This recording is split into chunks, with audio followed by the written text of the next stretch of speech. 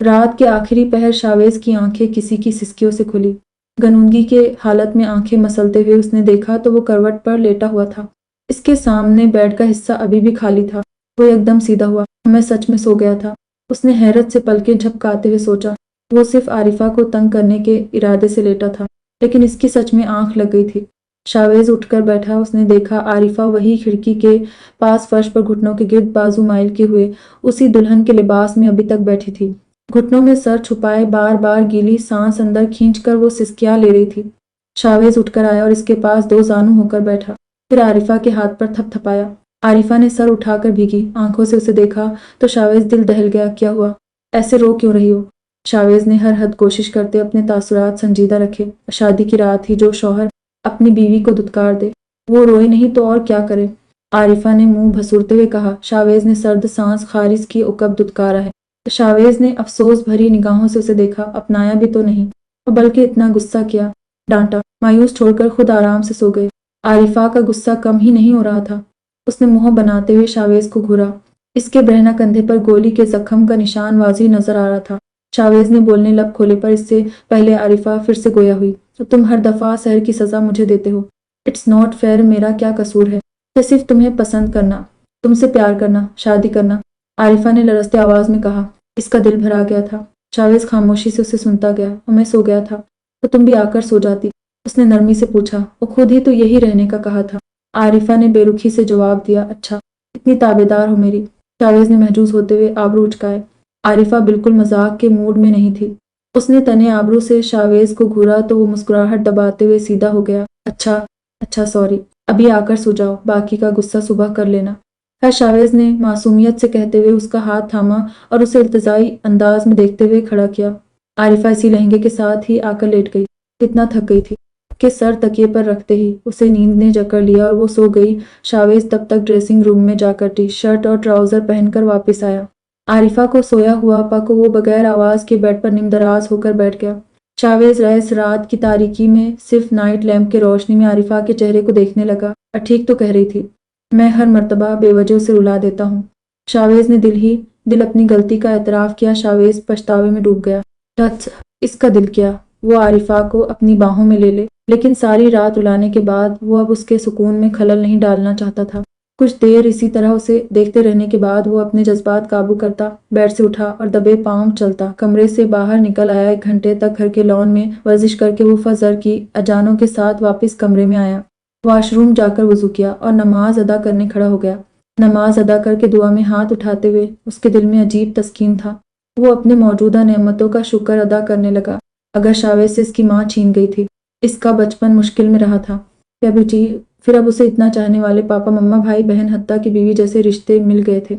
وہ کافی دیر اسی انداز میں بیٹھا اللہ کے حضور مشکور ہوتا رہا، پھر آ کر بیڈ پر لیٹ گیا۔ عارفہ اب بھی عوض سو رہی تھی۔ اسے دیکھتے ہوئے شاویز کب سو گیا تھا اسے پتہ نہ چلا۔ اگلا دن معمول کا شروع ہوا۔ گھر میں ولیمے کے فنکشن کی تیاریاں جاری تھی۔ جس وقت شاویز فریش ہو کر کمرے سے باہر آیا دن پورا چل چکا تھا۔ عارفہ تیار ہونے سحر کے ساتھ پارلر جا چکی تھی۔ عابدہ بیگم نے مصروف انداز میں شاویز کو ناشتے کے ٹیبل کا مطلع کیا اور ساتھ ہی اسے آج کے فنکشن میں پہنے جانے والا 3 پیس سوٹ دیا۔ ولیمے کا فنکشن بھی اسی شان و شوکت سے منایا گیا۔ اس تقریب میں عارفہ نے سلور کلر کا گاؤن پہنا تھا اور شاویز نے رائل بلو کلر کا 3 پیس سوٹ، اور دونوں دلہا دلہن حسین شخصیت کے ساتھ محفل میں 4 چاند لگا رہے تھے۔ جب تقریب اپنے اختتام کو پہنچا اور مہمان چلے گئے، صرف فیملی کے افراد جانا باقی رہ گئے تھے، جس میں اس کی فیملی، عارفہ کی فیملی اور جاوید کی فیملی شامل تھی۔ شاویز میدان میں اترا اور اعلانیہ صورت میں ہاتھ اٹھائے۔ حویل فیملیز، ایک چھوٹا سا سیلیبریشن میری طرف سے باقی ہے، شاویز نے محظوظ ہوتے ہوئے کہا۔ سب تجربی انداز میں ایک دوسرے کو دیکھنے لگے۔ شاویز نے 2 انگلیاں ہونٹوں میں دبا کر زوردار سیٹی ماری تو 2 ویٹر ایک بڑے سے ٹرالی پر 4 منزلہ کیک ہال کے اندر لا رہے تھے۔ کیک برف جیسا سفید تھا اور اس پر سرخ رنگ کے گلاب کے مانند پھول بنائے گئے تھے۔ کیک دیکھ کر سب حیران رہ گئے۔ شاویز آگے ہوا اور ٹرالی کا ہینڈل پکڑ کر اسے سحر کے آگے کیا۔ سحر نے آبرو اٹھائے ہوئے اسے دیکھا۔ ہیپی برتھ ڈے سحر۔ پھر شاویز نے خوش دلی سے سحر کو سالگرہ کی مبارکباد کہی۔ سب ایک ساتھ چہک گئے۔ تو وہ بھی ہاؤ، اب 12 بج گئے، آج تو سحر کی سالگرہ ہے۔ نہیں، سائم نے پچھتاتے ہوئے کہا، شاویز کی شادی کی مصروفیت میں تو تمہاری سالگرہ یاد ہی نہیں رہی تھی۔ دلاور صاحب نے مدافعتی انداز میں کہا اور سحر کے پاس آئے اسے سینے سے لگا کر دعائیں دی۔ سالگرہ بہت مبارک ہو میری پرنسس، اللہ تعالیٰ تمہیں صحت اور خوشیوں بھری لمبی زندگی دے۔ انہوں نے دعا دی، پھر عابدہ بیگم نے بھی اسے خود سے لگایا۔ چلو چلو کیک کاٹتے ہیں۔ سائم نے خوشی خوشی کہتے ہوئے ٹرالی پر رکھی چھری اٹھائی اور سحر کا ہاتھ تھاما۔ سحر اور سائم میں 1 سال کا فرق تھا۔ وہ دونوں ہمیشہ اپنی سالگرہ ساتھ مناتے اور اسی انداز میں ساتھ ہی کیک کاٹتے۔ سب کیک کے گرد کھڑے ہو گئے تھے اور تالیاں بجا کر سالگرہ کی گیت گاتے ہوئے سحر کے کیک کاٹنے کا انتظار کرنے لگے۔ سحر نے سائم کے ہاتھ پر اپنا ہاتھ رکھا، لیکن کیک کاٹتے ہوئے ایک احساس کی وجہ سے وہ رک گئی۔ تو سب اس کے حرکات دیکھتے ہوئے گیت گانا بھی رک گئے۔ کہ سحر پہلے سپاٹ تاثرات بنائے ہوئے چند قدم پیچھے کھڑے شاویز کے پاس آئی، کچھ لمحے تندی سے اسے گھورنے کے بعد مسکراتے ہوئے اس کا ہاتھ تھاما اور ساتھ لیے واپس کیک تک آئی۔ اب اس کے ایک طرف سائم تھا اور دوسری جانب شاویز۔ تینوں نے ایک ساتھ مل کر کیک کاٹا۔ دلاور صاحب کی تالیوں کی گونج سب سے نمایاں تھی۔ سحر کے دل میں شاویز کے لیے بنتی جگہ دیکھ کر انہیں سب سے زیادہ خوشی محسوس ہو رہی تھی۔ کیک کا ٹکڑا ہاتھ میں پکڑے باری باری سب کو کیک کھلاتے ہوئے اور مبارکباد وصول کرتے ہوئے چلتے چلتے سحر جب جاوید کے سامنے آئی تو چھپ سی گئی۔ اس سب کی موجودگی سے متذبذب ہوتے ہوئے جاوید نے سحر کے ہاتھ سے کیک کھایا اور سنجیدہ انداز میں سالگرہ کی مبارکباد پیش کرتے ہوئے آگے بڑھ گیا۔ سحر کی چھوٹی سی سالگرہ منا کر سب اپنے اپنے گھروں کو لوٹ گئے۔ شاویز کمرے میں آیا تو عارفہ پہلے ہی چینج کر کے بال کھولے میک اپ دھوئے بیڈ پر بیٹھی اپنی چیزیں سمیٹ رہی تھی۔ ایک چھوٹی نظر شاویز پر ڈال کر وہ پھر سے اپنے کام کی طرف متوجہ ہوئی۔ اس کے دیکھنے کے انداز سے شاویز سمجھ گیا وہ ابھی تک غصہ ہے۔ اپنی مسکراہٹ دبائے ہوئے شاویز نارمل انداز میں ڈریسنگ روم میں گیا اور چینج کر کے نائٹ ڈریس پہن لیا۔ عارفہ نے اپنے کپڑے اور جیولری الماری میں رکھ کر پلا بند کیا تو شاویز ہاتھ باندھے دوسرے حصے سے ٹیک لگائے کھڑا تھا۔ عارفہ پھر سے اسے نظر انداز کر کے آگے بڑھنے لگی تھی، پر شاویز نے جھٹ سے اس کا ہاتھ پکڑ لیا اور ناراض ہو شاویز نے معصومیت سے آنکھیں گول گول گھماتے ہوئے پوچھا، نہیں میں کون ہوں ناراض ہونے والی؟ عارفہ نے نخریلے انداز میں جواب دیا۔ شاویز نے مسکراتے ہوئے عارفہ کے کمر کے گرد بازو مائل کر دی۔ عارفہ سمسا سی گئی، اسے شاویز سے اس محبت بھرے انداز کی امید نہیں تھی۔ اب بہت پیار کرتی ہو مجھ سے؟ شاویز نے اس کے کندھے پر چہرہ ٹکا کر نرمی سے پوچھا۔ عارفہ کا غصہ مانو پانی کی مانند بہہ گیا تھا۔ اس نے شاویز کے ہاتھوں پر ہاتھ رکھ لیے تھے، اور میں تو کرتی ہوں، پر تم نہیں کرتے نا؟ عارفہ نے نا امید ہوتے ہوئے کہا۔ اس کا جواب سن کر شاویز نے اپنا چہرہ اٹھایا، پھر اسی طرح کمر سے ہی گھما کر عارفہ کا رخ اپنے جانب کیا۔ ابھی تک کا تو نہیں پتا، لیکن اب تمہارے علاوہ کسی اور سے کرنے کا کوئی ارادہ نہیں ہے۔ کہتے ساتھ شاویز پیار سے عارفہ کو دیکھتے ہوئے اس کی لبوں پر جھک گیا۔ عارفہ کے جسم میں کرنٹ سا دوڑ گیا۔ اس نے آنکھیں مینچ لی اور شاویز کی شرٹ مٹھی میں جکڑ لیا۔ کچھ دیر بعد شاویز کے ہونٹ اس کے ہونٹوں سے الگ ہوئے تو عارفہ کی سانس چڑھ گئی تھی۔ وہ شرم سے سرخ پڑنے لگی۔ اس نے خود کو شاویز کی بازوؤں سے آزاد کرنا چاہا، پر شاویز کی گرفت بہت مضبوط تھی۔ تو کیا ہوا مسز شاویز؟ کل میں چھوڑ کر سو گیا تھا تو غصہ آ گیا تھا، اور اب خود ہٹ رہی ہو؟ شاویز نے محجوز ہوتے ہوئے طنزیہ انداز میں کہا۔ عارفہ کے پاس شاویز کی دل فریب باتوں کا جواب نہیں تھا۔ وہ شرماتے ہوئے نظریں جھکا گئی، لیکن آج شاویز پر اس کے شرمانے کا کوئی اثر نہیں ہونا تھا۔ اس نے جھک کر عارفہ کو باہوں میں اٹھا لیا۔ عارفہ نے اس کے گردن کے گرد بازو مائل کر دی۔ اس کے ہونٹوں پر مسکراہٹ پھیل گئی تھی۔ شاویز اسی انداز میں اسے اٹھائے ہوئے بیڈ تک آیا اور آرام سے پہلے عارفہ کو نیچے لیٹایا، پھر خود اس کی باہوں میں سما گیا۔ رات کے کسی پہر کروٹ بدلتے ہوئے عارفہ کی آنکھ کھلی۔ شاویز انگلیوں کو باہم پھنسائے سر کے نیچے رکھے ہوئے جاگ رہا تھا۔ وہ خاموشی سے سامنے دیوار کو دیکھ رہا تھا۔ عارفہ کوہنی کے بل اٹھی اور شاویز کو مخاطب کیا۔ کیا ہوا شاویز؟ نیند نہیں آ رہی؟ عارفہ نے تعجب سے پوچھا۔ پھر آگے ہو کر شاویز کے سینے پر ہاتھ رکھا اور اپنے ہاتھ کے پشت پر چہرہ ٹکا کر اسے دیکھنے لگے۔ شاویز نے لمبی سانس لیتے ہوئے اپنا ایک ہاتھ سر کے نیچے سے نکال کر عارفہ کے کندھے کے گرد مائل کیا۔ اور مجھے نیند نہیں آتی، میں بہت کم سوتا ہوں، شاویز نے مایوسی سے کہا۔ عارفہ اس کی شریک حیات تھی، اس کی بیوی۔ شاویز اس سے کچھ بھی چھپانا نہیں چاہتا تھا، نہ جھوٹ بولنا چاہتا تھا۔ وہ کیوں؟ عارفہ کو اس کے جواب سے پہلے سے بھی زیادہ حیرت ہوئی۔ وہ اس لیے کیونکہ مجھے انسومنیا ہے۔ شاویز نے بے بسی سے شانے اچکائے۔ عارفہ کا حیرانگی سے منہ کھل گیا۔ کب سے؟ اسے اپنے ہینڈسم شوہر کی بے بسی پر افسوس ہوا ہے۔ 6 سال سے۔ شاویز نے سوچنے کے انداز میں آنکھیں چھوٹی کر کے انسومنیا کی مدت بتائی۔ تو کسی ڈاکٹر کو دکھایا؟ عارفہ نے نرمی سے پوچھا۔ شاویز اسے اپنے سینے سے ہٹاتے ہوئے نیم دراز ہو کر بیٹھ گیا۔ وہاں دکھایا تھا، کہتے ہیں ٹینشن سے ہے۔ میں ٹینشن لینا چھوڑ دوں گا تو یہ بھی ختم ہو جائے گا، شاویز نے فیکا مسکراتے ہوئے کہا۔ اب تو سب کچھ ٹھیک ہو گیا ہے، اب کس بات کی ٹینشن؟ आरिफा ने मासूमियत से शाने उचकाते हुए कहा, सब कुछ खो देने की टेंशन। कभी कभी डर लगता है कहीं ये सब मेरे ख्वाबों जैसा कोई ख्वाब ना हो। उधर मेरी आंख खुली और सब कुछ गायब। शावेज ने अपनी दिली कैफियत जाहिर करते हुए कहा। आरिफा ने उसके बाजू पर हाथ रख लिया। ऐसा कुछ नहीं होगा, और बिलफर्ज हो भी जाए, कभी ऐसा मौका आए कि सब तुम्हें छोड़ दे, तो मैं तुम्हें कभी नहीं छोड़ूंगी, चाहे हालत कैसे भी हो। मैं हमेशा तुम्हारे साथ हूँ। आरिफा ने पुरुम्मीद अंदाज में उसे तसल्ली दी। शावेज उसे देखकर मुस्कुराया और फिर शरारती लहजा बनाया, अच्छा इतना प्यार करती हो मुझसे, उसने छेड़ने के अंदाज में पूछा। आरिफा उसका अंदाज समझ गई पर खुद को नॉर्मल रखने अपने हाथ को देखने लगी। अभी तक का तो नहीं पता, पर अब तुम्हारे अलावा किसी और से करने का कोई इरादा नहीं है। आरिफा ने शावेज का ही जुमला दोहराया। ओह अच्छा, मेरी बिल्ली, मुझी को मैं आओ। शावेज शरारती अंदाज में कहते साथ ही आरिफा पर झड़प पड़ा और उसे गुदगुदाने लगा। हा हा हा हा। शावेज, आरिफा हंसते हुए उसे अपने ऊपर से हटाने लगे। शावेज ने हटने के बजाय उसके कंधे पर सर रखा और आंखें मूंद ली। अपनी ज़ौजा के बाहों में वो पुरसुकून नींद सो गया था। वाकई निकाह में वो ताकत है जो दो अजनबियों को जान से अजीज बना देती है। मुहर्रम के साथ वो सुकून है जो हजार नामुहर्रम दुनिया की हर नेमत बिला दे, लेकिन वो तस्कीन नहीं मिलती जो अपने मुहर्रम मोहब्बत के साथ मिलती है। शादी के बाबत एक हफ्ता छुट्टी करके आज से शावेज ने वापस जॉब पर जाना शुरू कर दिया था।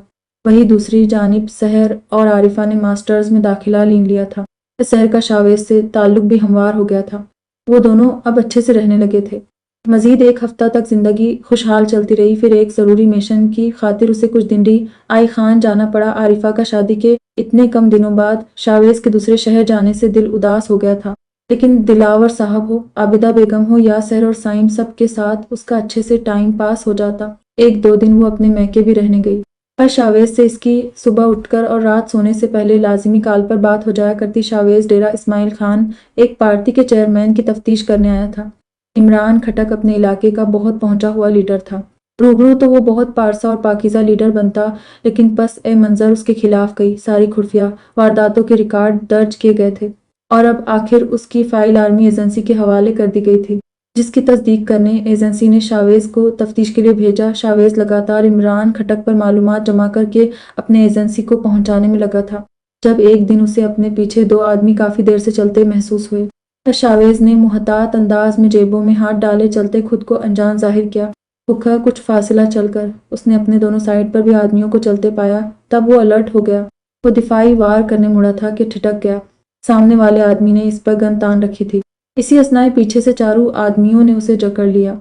उनमें से एक ने तेजी से कमर में छुपाई उसकी गन निकाल कर ले ली, फिर मोबाइल और हाथ में पहनी घड़ी भी निकाल ली। कोई होशियारी नहीं, चुपचाप हमारे साथ चलो। गन ताने आदमी ने डटे आवाज में उसे धमकाया और अपने साथी को इशारा किया। करगी। इस साथी ने आगे आकर शावेज के चेहरे पर काला थैला पहना दिया ताकि वो रास्ता न देख सके कि उसे कहाँ ले जाया जा रहा है। शावेज बगैर मजम्मत के खामोशी से उन आदमियों के घेरे में खड़ा रहा। इन 6 से 8 आदमियों के पास असलाह थे, जबकि शावेज अकेला और बगैर असलाह के। शावेज को उनका मुकाबला करने में दिक्कत महसूस हो रही थी। 2 आदमियों ने उसे घसीटते हुए गाड़ी में बैठा दिया। एक तवील मुसाफत तय करने के बाद शावेज को गाड़ी से उतार दिया गया। इसके चेहरे पर काला थैला अब भी मौजूद था। एक आदमी ने इसके हाथ पीछे करके जंजीरों में जकड़ दिए। फिर इसी तरह बाजुओं से पकड़कर उसे सीढ़ियां उतरने का कहा और एक तहखाने में धक्का देकर पटक दिया। शावेज के चूंकि हाथ बंधे हुए थे और चेहरे पर काला थैला था, उसे कुछ नजर नहीं आ रहा था। वो लड़खड़ा कर फर्श पर जा बैठा। उसे अपने सामने भारी कदमों की आवाज आती महसूस हुई। इसके अगवाकारों में से एक ने इसके चेहरे से थैला उतार फेंका। अचानक रोशनी पड़ने से शावेज की आंखें चंदे आ गई। वो पलके झपकाता हुआ आसपास कमरे का और वहां मौजूद असलाहदार गिरोह का जायजा लेने लगा। तो इस बच्चे को लगाया है आर्मी ने हमारे तफ्तीश करने। शावेज के समातों में रोबदार डटी आवाज पड़ी। वो हटा कटा लंबा चौड़ा और ढेर उम्र आदमी बड़ी बड़ी सफेद मूंछों को ताव देता हुआ शावेज के करीब आया। और कौन है आप लोग? मुझे यहाँ क्यों लाए हैं? शावेज इस तनावार इमरान खटक को और इसके बदमाशों को पहचान तो गया था, लेकिन खुद को अनजान जाहिर करने मासूम बन रहा था। इमरान खटक को एजेंसी के हाथों पकड़वाएगा तुम? इतनी आज तक किसी में जुरात नहीं हुई है। इमरान खटक ने शावेज को लात मारी तो वो फर्श पर गिर पड़ा। कौन इमरान खटक? मैं तो इस नाम से किसी को नहीं जानता। मैं तो अपनी धुन में चल रहा था। आपके आदमी गलत फहमी में उठा कर लाए हैं सर, प्लीज मुझे जाने दे। शावेज ने अब भी अदाकारी जारी रखी थी कि इसके मुंह पर जोरदार जरब लगा। क्या बेवकूफ समझा है हमको? बंद कर अपना नाटक। हम जानता है तुम कौन है और किस के लिए काम कर रहा है। सीधी तरह बता, इमरान खटक साहब की फाइल कहाँ रखी है? इन बदमाशों के सरबराह ने आगे आकर पहले शावेज के मुंह पर जरब लगाया और फिर उसका जबड़ा मजबूती से पकड़े हुए इस पर चलाया। शावेज की आबरू तन गई, लेकिन इसके हाथ जंजीरों में जकड़े हुए थे। उसने पैरों के बल खुद को सीधा किया और एक लात अली को दे मारी। वो डगमगाकर दूर जा गिरा। तैश में आकर दूसरे साथी ने शावेज के पीठ पर असलाह से जरब दिया और बाकियों को इसके पैर भी बांधने का कहा। वो सब तेजी से शावेज को जकड़े उसके पैरों पर जंजीरें लपेटने लगे। शावेज अपने शाह सवार के अंदाज में अपने आप को उनसे दूर करने लगा, लेकिन इसकी मेहनत बेकार थी। हाथ पैर बंधे होने के बायस वो इन आदमियों का मुकाबला करने से कासिर था। ओली, हमको हमारा फाइल चाहिए। इसको इतना मोड़ो कि इसकी चमड़ी उतर जाए, पर हमारे फाइल की मालूमात निकलवा कर रहो। इमरान खटक अपने डटे आवाज में दाढ़ी मूंछों को ताव देते उपसादर करके चले गए। शावेज से इसका मोबाइल, इसकी घड़ी, इसकी गन पहले ही वो लोग ले चुके थे। इस वक्त वो मजीद उसकी तलाशी करके इसके पास मौजूद आईनी आलात निकाल रहे थे। हत्ता कि इसके जूते भी उतार दिए। इसके बदन पर सिर्फ कमीज और शलवार रहने दिया ताकि वो किसी भी खुफिया तरीके से अपनी एजेंसी को मतला ना कर सके और साफ साफ बता दे फाइल किधर छुपाई है। अली एक मर्तबा फिर उसके पास आकर गिराया था। शावेज ने तेज नजरें इस पर जमाई, जान से भी मार दो, तब भी नहीं बताऊंगा। शावेज ने तुंद ओ तेज आवाज में दांत पीसते हुए कहा। इसका जवाब सुनकर अली का पारा आसमान पर चढ़ गया। उसने हाथ की मुट्ठी बनाकर शावेज के मुंह पर जरब लगाया। शावेज का मुवाजना बिगड़ गया, लेकिन खुद को गिर पड़ने से बचा लिया था। इसके जबड़े में शदीद टेस उठ रही थी। इसकी आंखें सुर्ख पड़ने लगी। तजब्त करते हुए उसने होंठों पर रिश्ता खून जबान फेर कर साफ किया और दूसरी जानिब रुक करके थूक दिया। उसे हकारत से घूरते हुए अली और इसके साथी कमरे से बाहर निकल गए। उनके जाते ही शावेज के दिमाग ने दौड़ना शुरू किया।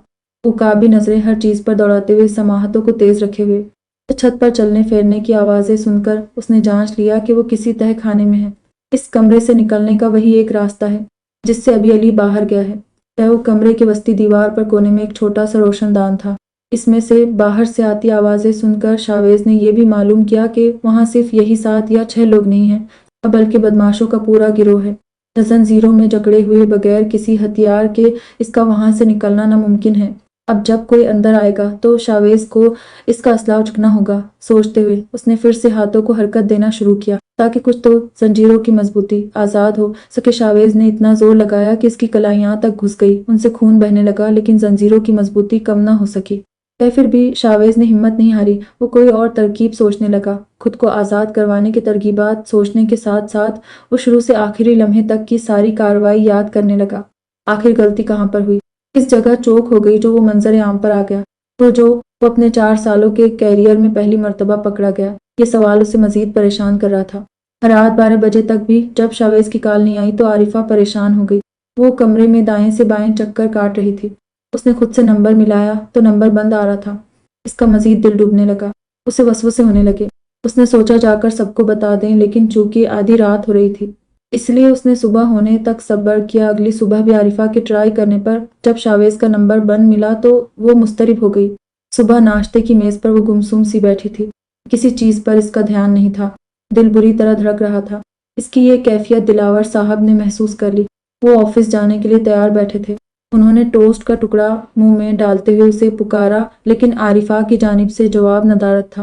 वो वहां मौजूद ही नहीं लगी। तब दिलावर साहब उठकर उसके पास आए और इसके सर पर नरमी से हाथ फेरा। अपने सर पर किसी का लम्स महसूस करते आरिफा के हवास बहाल हुए तो दिलावर साहब को अपने सिरहाने खड़े पाकर वो एहतरामन खड़ी हो गई। तो क्या बात है, परेशान लग रही हो? उन्होंने नरमी से पूछा। आरिफा का दिल भरा गया। इसका दिल क्या, वो उनसे लिपट कर रो पड़ी। पापा, शावेज का रात से नंबर नहीं मिल रहा। आरिफा ने हिचकिचाते हुए अपना खदशा जाहिर किया। हाँ तो मसरूफ होगा, तुम जानती तो हो उसके काम की नौयत। अक्सर और बेशतर ऐसे केस में वो लोग अपना मोबाइल बंद कर देते हैं ताकि पकड़े ना जाए। ये उनके जॉब का हिस्सा होता है। पापा शफकत से अपनी बहू को समझाने लगे। अब परेशान मत हो, जैसी वो फारिग होगा जरूर कॉल करेगा। उसे तसल्ली देते हुए पापा ने आरिफा के कंधे को थपथपाया। आरिफा उनका लिहाज करते हुए फीका मुस्कुराई और सर असबात में हिलाया। उसे तसल्ली होते देखकर दिलावर साहब ऑफिस जाने के लिए बढ़ गए। सहर मासूमियत से आरिफा के पास आई और इसके गिर्द बाजू माइल के टोंट बोले, शावेज ठीक होगा। फिर वो अपनी बेस्ट फ्रेंड की दिली कैफियत समझ गई थी, इसलिए उसे समझाते हुए उसका ध्यान बटाने अपने साथ लिए यूनिवर्सिटी के लिए रवाना हो गई। वही दूसरी जानिब शावेज रात भर तरकीबात करके भी खुद को आज़ाद नहीं कर सका था। सुबह सवेरे धड़ाधड़ दरवाज़ा खुला और वही 6-7 चेहरे उसके सामने आए। تھا کل کے بنسبت آج علی کے تاثرات پہلے سے زیادہ سخت تھے۔ اس نے آتے ہی شاویز کے بال مٹھی میں جکڑ لیے اور اس کا رخ اپنے جانب بلند کیا۔ دیکھ وہ ہم تجھے ساری زندگی ادھر نہیں رکھ سکتا، جلدی بتا فائل کدھر ہے؟ کہاں رکھا ہے؟ علی اپنے پٹھانی لہجے میں شاویز پر گرایا۔ وہ پھر بھی لب میچے رہا تو علی نے شاویز کی پیٹھ پر لات مار کر اسے اوندھے منہ گرا دیا۔ اپنے ساتھی سے ہنٹر لے کر وہ شاویز کے پٹھوں اور کندھوں پر ضربے لگانے لگا۔ ضرب اتنی زوردار ہوتی کہ شاویز سانس روکے دانت جمائے ہوئے آنکھیں سختی سے مینچے درد برداشت کرنے لگا۔ مارتے مارتے علی تھک گیا لیکن شاویز کی زبان سے اف تک نہیں نکلی۔ شاویز کی سفید قمیض جگہ جگہ سے پھٹ گئی اور خون سے تر ہونے لگی۔ علی کی سانس پھول گئی، وہ تنفس نارمل کرنے کچھ دیر رک گیا، تبھی اس کا موبائل بجنے لگا۔ پھر وہ کونے میں جا کر کال سننے لگا۔ شاویز کراہتے ہوئے لمبی سانس لیتے ہوئے خود کو نارمل کرنے جتن کرنے لگا۔ پانی پانی، اس نے پھولے سانس میں فریاد کی۔ اسے کل سے بھوکا پیاسا رکھا گیا تھا، اب اتنی مار کھا کر اس کا گلا خشک ہو رہا تھا۔ الالہ، وہ پانی مانگ رہا ہے۔ ان میں سے ایک چھوٹے قد آدمی نے علی کو متوجہ کیا۔ علی نے کال کاٹی اور ہاتھ اٹھا کر اس چھوٹے قد آدمی کو کوہنی دکھائی۔ پھر وہ سہم کر پیچھے ہو گیا۔ وہ تمہارے ماما کا لڑکا ہے جو اس پر رحم آ رہا ہے، چل نکل، پانی مانگ رہا ہے۔ علی نے ڈانٹ کر اسے سے جھڑکا اور کرہٹ بھرے لہجے میں اس کا جملہ دہرایا۔ وہ آدمی چھنپ سا گیا اور کونے میں جا کر کھڑا ہو گیا۔ شاویز یہی دیکھنا چاہتا تھا کہ ان میں سے کس کے اندر کچھ انسانیت باقی ہے اور اس کے فریاد پر کوئی عمل دکھائے گا۔ اب شاویز کا ٹارگیٹ وہ چھوٹا قد آدمی تھا۔ شاویز اسے اپنی باتوں میں پھسلا کر کچھ مدد لے سکتا تھا لیکن اس کے سامنے بھی علی نام کا پہاڑ آ کھڑا ہو گیا تھا۔ پہلے شاویز کو علی کو سامنے سے ہٹانا تھا جو کہ ناممکن کے مترادف تھا۔ یونیورسٹی میں بھی عارفہ اداس ہی رہی تھی۔ گھر لوٹنے کے بعد وہ لنچ کے بغیر اپنے کمرے میں چلی گئی۔ شاویز کا نمبر ابھی بھی نہیں لگ رہا تھا۔ اس کا ٹینشن سے برا حال ہونے لگا۔ وہی دلاور صاحب کو بھی اب کھٹک محسوس ہونے لگی تھی۔ ڈنر کے وقت عارفہ میز پر آ کر تو بیٹھ گئی لیکن کھانے کا دل نہیں چاہ رہا تھا۔ عارفہ، شاویز سے رابطہ ہوا؟ دلاور صاحب نے متفکر انداز میں پوچھا تو عارفہ نے افسردگی سے نفی میں سر ہلایا۔ او پاپا، آپ شاویز کے ایجنسی والوں سے پوچھ لیں، ہو سکتا ہے ان پاس شاویز سے رابطہ کرنے کا کوئی اور طریقہ کار موجود ہو۔ وہ اپنے آفیسر سے اتنی دیر بے خبر تو نہیں رہ گے نا؟ سائم نے چاول نکالتے ہوئے تجویز دی۔ پاپا کو اس کی تجویز واقعی اچھی لگی۔ ہاں، یہ ٹھیک رہے گا، میں صبح ہی ان سے پتہ کراتا ہوں، پاپا نے فیصلہ کیا اور اپنے کھانے کی جانب متوجہ ہوئے۔ 2 گھنٹے بعد علی پھر سے شاویز کے سر پر موجود تھا۔ جتنا تم چپ رہے گا اتنا ہم تم کو تکلیف دے گا، بتا دے۔ علی نے ایک مرتبہ پھر گرراتے ہوئے اسے دھمکی دی۔ میں اپنے وطن سے، اپنے فرض سے کبھی غداری نہیں کروں گا، تو تمہیں جو کرنا ہے کر لیں۔ شاویز نے پورے جوش و جذبے سے جواب دیا۔ علی دانت پیستے ہوئے اس کی کندھوں پر جوتے سے دباؤ دینے لگا تاکہ اس کے زخموں کو تکلیف ہو۔ شاویز درد سے جلملا گیا اور اپنی باڈی ہلا کر علی کا جوتا ہٹانا چاہا پر وہ مزید زور بڑھاتا گیا۔ الالہ، اس کے منہ میں تیزاب ڈال دیتے ہیں، تب عقل ٹھکانے آ جائے گی۔ علی کے پیچھے اسلحہ پکڑے آدمی نے وحشتناک تجویز دی۔ نہیں، سلطان نے کہا ہے نا، کھٹک صاحب کے دستاویزات کہاں ہیں؟ یہ صرف اسے معلوم ہے۔ اس کا منہ جلا دیا تو سمجھو سب ہاتھ سے نکل گیا۔ تو دوسرے ساتھی نے پہلے ساتھی کے تیزاب کی بوتل پکڑے ہاتھ کو تھام کر کہا۔ سلطان کا نام سن کر درد کی شدت سے نڈھال پڑتے شاویز کے جسم میں کرنٹ سا دوڑ گیا۔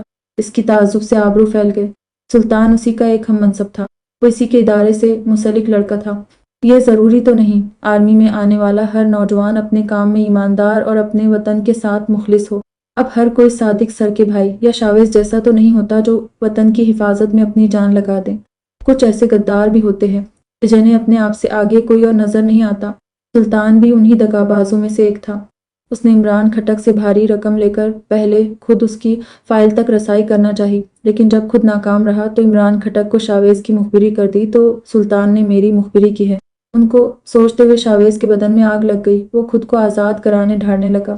اس پر اتنی دہشت سوار ہو گئی تھی کہ ابھی اگر سلطان اس کے سامنے ہوتا تو وہ اسے نوچ ڈالتا۔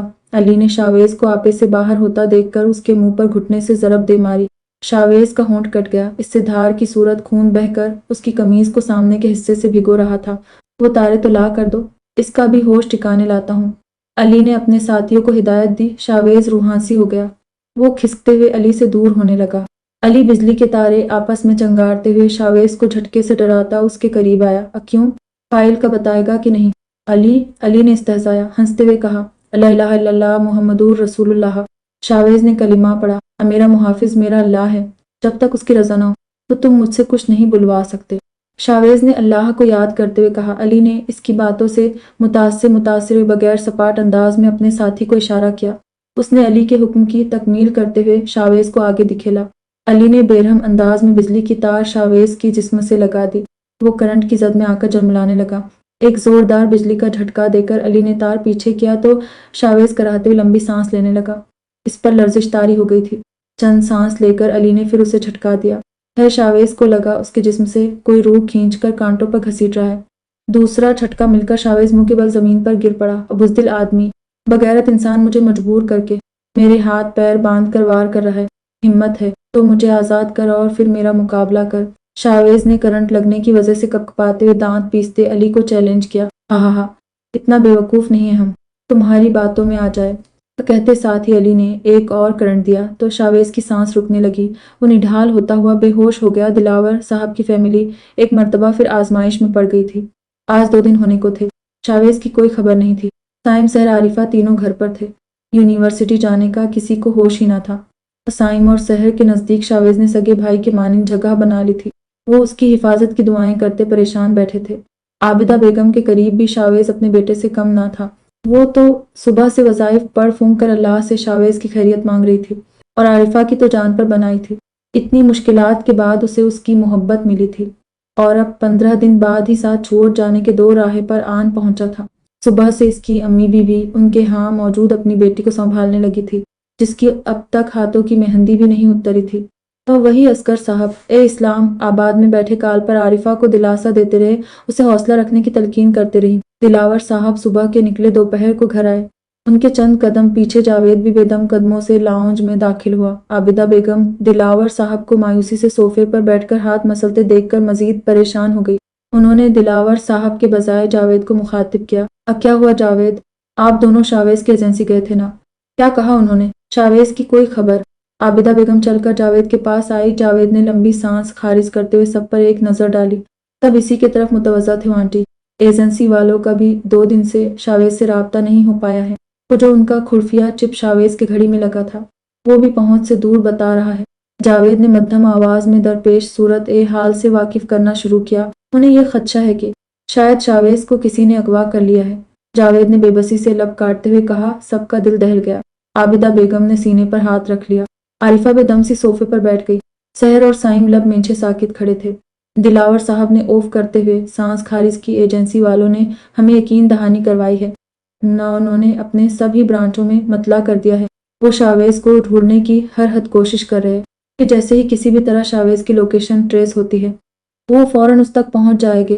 جاوید نے ماحول میں بڑھتے تناؤ کو کم کرنے سب کو امید دلائی، اور اگر وہ وقت رہتے لوکیشن معلوم نہیں کر پائے تو، اگر ان کے پہنچنے تک دیر ہو گئی تھی تو، اگر شاویز… عارفہ کے دل میں پھر سے وسوسے امڑنے لگے۔ وہ منہ پر ہاتھ رکھ کر پھوٹ پھوٹ کر رونے لگی۔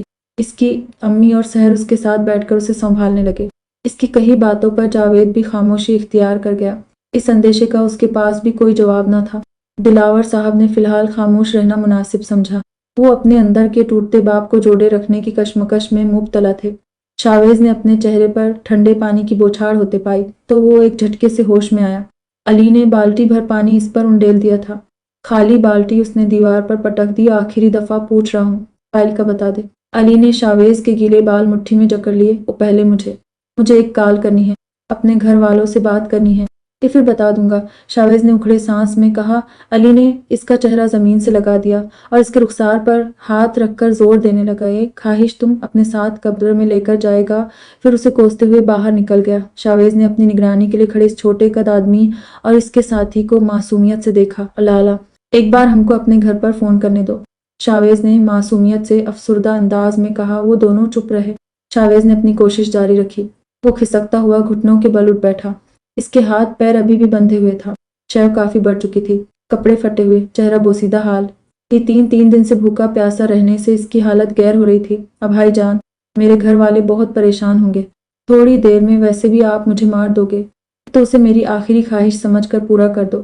شاویز نے نکلی سنو آنکھوں میں لاتے ہوئے پھر سے درخواست کی۔ چپ کر، زیادہ بولا تو یہ ساری گولیاں تیرے اندر اتار دوں گا۔ اس بڑے آدمی نے ہاتھ میں پکڑا اسلحہ دکھاتے ہوئے تند و تیز آواز میں اسے چیڑک کر خاموش کرا دیا۔ رات کے وقت روشن دان سے چاند کی کچھ روشنی اندر آ رہی تھی۔ شاویز اوندھے منہ لیٹا بے بسی سے اس روشنی کو دیکھنے لگا۔ اسے اپنی ماں پھر پاپا کی سب سے زیادہ یاد آ رہی تھی، اور ان کے بعد اپنی سول میٹ عارفہ کی۔ اس کے مہندی لگے ہاتھ اس کا ہنسنا، اس کا چہکنا، وہ اس کے سونے تک عارفہ کا اس کے ساتھ جاگے رہنا، اس کی پسند ناپسند کا خیال رکھنا، اس کی فکر کرتے رہنا، اس کے سارے کام کرنا، اس سے اتنی محبت کرنا۔ اتنے کم دنوں میں بھی عارفہ نے شاویز کا دل جیت لیا تھا۔ وہ اس کی وفادار اور تابعدار بیوی ہونے کے سارے فرائض بہت اچھے سے سر انجام دے رہی تھی۔ اس وقت عارفہ کی ایک ایک ادا یاد کر کے شاویز فیکا مسکرایا۔ پتہ نہیں وہ کل تک زندہ بچے گا یا نہیں، لیکن اگر وہ بچ گیا اور اپنے گھر والوں تک پہنچ گیا تو وہ عارفہ کو باہوں میں لے کر اس سے اپنی محبت کا اظہار ضرور کر دے گا۔ تو وہ اسے بتا دے گا کہ وہ اس سے بے پناہ پیار کرتا ہے۔ سوچتے ہوئے شاویز کے دل میں امید سی جاگی۔ نڈھال حالت میں بھی اس نے ہلنے کی کوشش کی، لیکن اس کا انگ انگ ٹوٹ رہا تھا۔ بار کھلے درد اس نے درد کی شدت سے آنکھیں بند کر لیں۔ وہیں دوسری جانب عارفہ اپنے کمرے کی کھڑکی کے پاس گمسم سی بیٹھی باہر چاند اور تاروں کو دیکھ رہی تھی۔ اب پتہ نہیں ان لوگوں نے شاویز کے ساتھ کیا کیا ہوگا، وہ کس حال میں ہوگا، کہیں زیادہ مارا نہ ہو۔ رنگا رنگ سوچوں سے اس کے سر میں درد شروع ہو گیا تھا۔ مایوسی سے وہ اٹھی، واش روم گئے، وضو کیا، دوپٹہ سر پر اوڑھا اور مسلح بچھا کر نوافل ادا کیے۔ دعا میں ہاتھ اٹھانے تک اس کے رخسار آنسوؤں سے تر ہو گئے تھے۔ اے اللہ، جب دنیا میں انسان کے پاس ہر راستہ بند ہو جائے گی، تب بھی ایک در ہمیشہ کھلا ملتا ہے، اور وہ تیرا در ہے میرے رب۔ تو رحیم ہے تو کریم ہے۔ شاویز تو تیرا نیک بندہ ہے، اس نے ہمیشہ دنیاوی کاموں کے ساتھ ساتھ تیری عبادت بھی پورے لگن سے کی ہے، چاہے اس پر جیسے بھی حالات آئے ہو۔ اس نے کبھی تیرا دامن نہیں چھوڑا۔ اپنے اس نیک بندے کے خاطر مجھ گنہگار بندی کی دعا سن لے۔ میرے شوہر کو میرے سر پر سلامت رکھ، وہ جہاں بھی ہو۔ اس کی حفاظت میں تیرے حوالے چھوڑتی ہوں، تو ہی اس کا کارساز بن جا، تو ہی اس کی مدد فرما۔ بے شک تو اپنے نیک بندوں کو کبھی اکیلا نہیں چھوڑتا۔ عارفہ نے روتے ہوئے، درود پڑھتے ہوئے چہرے پر ہاتھ پھیرے۔ یہی حالت دلاور صاحب کی بھی تھی، تو وہ بھی اپنے اسٹڈی روم میں مسلح پر بیٹھے اپنے جوان بیٹھے کی زندگی کی فریاد کر رہے تھے۔ 4 دن بعد شاویز کو 2 گھونٹ پانی پلایا گیا، جو اس نے ایک ہی سانس میں پی لیا۔ اس نے سرد آہ بھری اور علی کے بے تاثر چہرے کو دیکھنے لگا۔ اب بھی نہیں بتائے گا، اس نے سپاٹ انداز میں کہا۔ شاویز نے استہزائیہ مسکرا کر سر نفی میں ہلایا۔ اب کی بار علی کے آبرو تو تن گئے، لیکن اس نے آگے آ کر شاویز پر وار نہیں کیا۔ اس نے موبائل جیب سے نکالا اور ایک نمبر ملایا۔ کال اٹھانے پر کھٹک صاحب نے سب سے پہلے یہی سوال پوچھا۔ نہیں سر، سب کچھ آزما لیا، سالہ کچھ نہیں بتا رہا۔ علی نے حقارت سے شاویز کو گھورتے ہوئے کال پر جواب دیا۔ پھر وہ عمران کھٹک کی بات سننے کچھ دیر خاموش ہو گیا تھا۔ ٹھیک ہے سر۔ سر کو جنبش دیتے ہوئے موبائل رکھا، پھر دوسرے جیب سے ایک انجیکشن اور سیرنج نکالی۔ وہ انجیکشن دیکھ کر شاویز کی آنکھیں پھیل گئی۔ وہ جانتا تھا انجیکشن کس چیز کا ہے، لیکن وہ علی کو روکنے سے قاصر تھا۔ اور مجھے میرے گھر والوں سے بات کرنی ہے، دفعہ کال کرنے دو پلیز، میری اپنے پاپا سے بات کرائے۔ شاویز نے ہمت کر کے پھر سے ریکویسٹ کی۔ ابے سالے چپ، اور دفعہ بولا، راجنی تو تمہارے گھر پر بم حملہ کروا کر تمہارا پورا خاندان مٹا دوں گا۔ علی نے گالی دیتے ہوئے اسے جھڑکا اور پھر شاویز کو اٹھا کر بیٹھایا اور پیچھے آ کر اس کے بازو میں انجیکشن لگا دی۔ شاویز نے کرب سے آنکھیں بند کر لے۔ تم بتا دیتا تو ہم کو ایسا نہیں کرنا پڑتا، بہت طاقتور ہے نا تم، اب ہم دیکھتا ہے اس زہر سے کیسا بچتا ہے۔ علی نے ہنستے ہوئے طنز کیا اور اٹھ کر باہر نکل گیا۔ شاویز کو 5 منٹ کے اندر اپنا سر بھاری ہوتا محسوس ہوا۔ اتنے دنوں سے بھوکے پیاسے تشدد سہتے وہ پہلے ہی برے حال میں تھا، اور اب یہ زہریلا انجیکشن، اسے متلی ہونے لگی۔ وہ کھانستے ہوئے تڑپ اٹھا۔ اسے اپنے آنکھوں کے آگے اندھیرا ہوتا محسوس ہوا۔ لالا پلیز، اب تو مجھے کال کرنے دو۔ دیکھو، اب تو زہر بھی انجیکٹ کر دیا ہے، میں زیادہ سے زیادہ 1 آدھ گھنٹہ ہی زندہ رہ پاؤں گا۔ شاویز نے بھرائی آواز میں التجا کی۔ اس کی سانس رک رک کر آنے لگی۔ کم از کم میں اپنے باپ کو اپنی وصیت ہی بتا دوں، اتنا تو رحم کرو۔ آخر تم بھی کسی کے بیٹے ہو، کسی کے بھائی ہو، کسی کے شوہر ہوگے، کسی کے باپ ہوگے۔ شاویز نے معصومیت سے آنکھیں چپکاتے ہوئے نقلی آنسوؤں رخسار پر بہائے۔ اس کے آنسو بھلے ہی اداکاری کے تھے، لیکن اسے اصل میں بہت تکلیف ہو رہی تھی۔ لالا اتنا رو رہا ہے، فون دے دو، کل سے منت سماجت کر رہا ہے۔ چھوٹے قد آدمی کو کچھ رحم آیا۔ اس نے اپنے ساتھی کو ڈرتے ہوئے مخاطب کیا، اب پاگل ہے کیا؟ علی لالا کو پتہ چلا گولی مار دے گا۔ ساتھی نے ہنا کرتے ہوئے دوسرے کو ڈانٹا، اور میں علی کو نہیں بتاؤں گا۔ خیر بھائی، مجھ پر رحم کھا، تو صرف ایک کال، مرنے والے کی آخری خواہش پوری کر دو، ثواب ملے گا پلی حجاز۔ شاویز اب بلند آواز دھاڑے مار کر رونے لگا۔ اس کی ساری توانائی ختم ہو گئی تھی، اس سے اداکاری بھی ٹھیک سے نہیں کی جا رہی تھی۔ ٹھیک ہے، جلدی بات کرنا۔ اس آدمی کی رضامندی پر شاویز کی آنکھیں خوشی سے چمک اٹھی۔ نمبر بتاؤ۔ وہ شاویز کے پاس آیا اور اس کے بتائے نمبر کو ملانے لگا، پھر فون سپیکر پر کر کے اس کے پہلو میں رکھ دیا۔ شاویز نے ہلکا سا زور ایک طرف کر کے خود کو موبائل کے سامنے گرا دیا۔ اس کی تیز نظریں مسلسل اسکرین پر جمی ہوئی تھی۔ ہیلو پاپا، مخالف سمت کال اٹھائے جانے پر اس نے فورا سے بات کی اور ساتھ ساتھ کھانسنے لگا۔ یہ اس کا کوڈ ورڈ طریقہ تھا۔ اکال پر موجود شخص کو محتاط کرنے کے اس کے پاس کوئی موجود ہے۔ وہ پاپا مجھے عمران کھٹک کے بدماشوں نے اغوا کر لیا۔ پاپا، شاویز نے منہ بنائے روتے ہوئے۔ میں تو ڈیرہ اسماعیل خان آیا تھا، پر وہاں ان لوگوں نے مجھے پکڑ لیا اور وہاں کے بازار سے 2 گھنٹے دور یہاں اس کال کوٹری میں قید کر دیا ہے۔ شاویز رونے کی اداکاری کرتے باتوں باتوں میں دوسری طرف معلومات فراہم کرنے لگا۔ اس نے پاپا کو کال کرنے کے بہانے سے اپنے ایجنسی کے ہیڈ کوارٹر کے مین دفتر میں کال ملائی تھی۔ شاویز کی آواز سن کر ہی وہ لوگ کارروائی پر جھوٹ گئے۔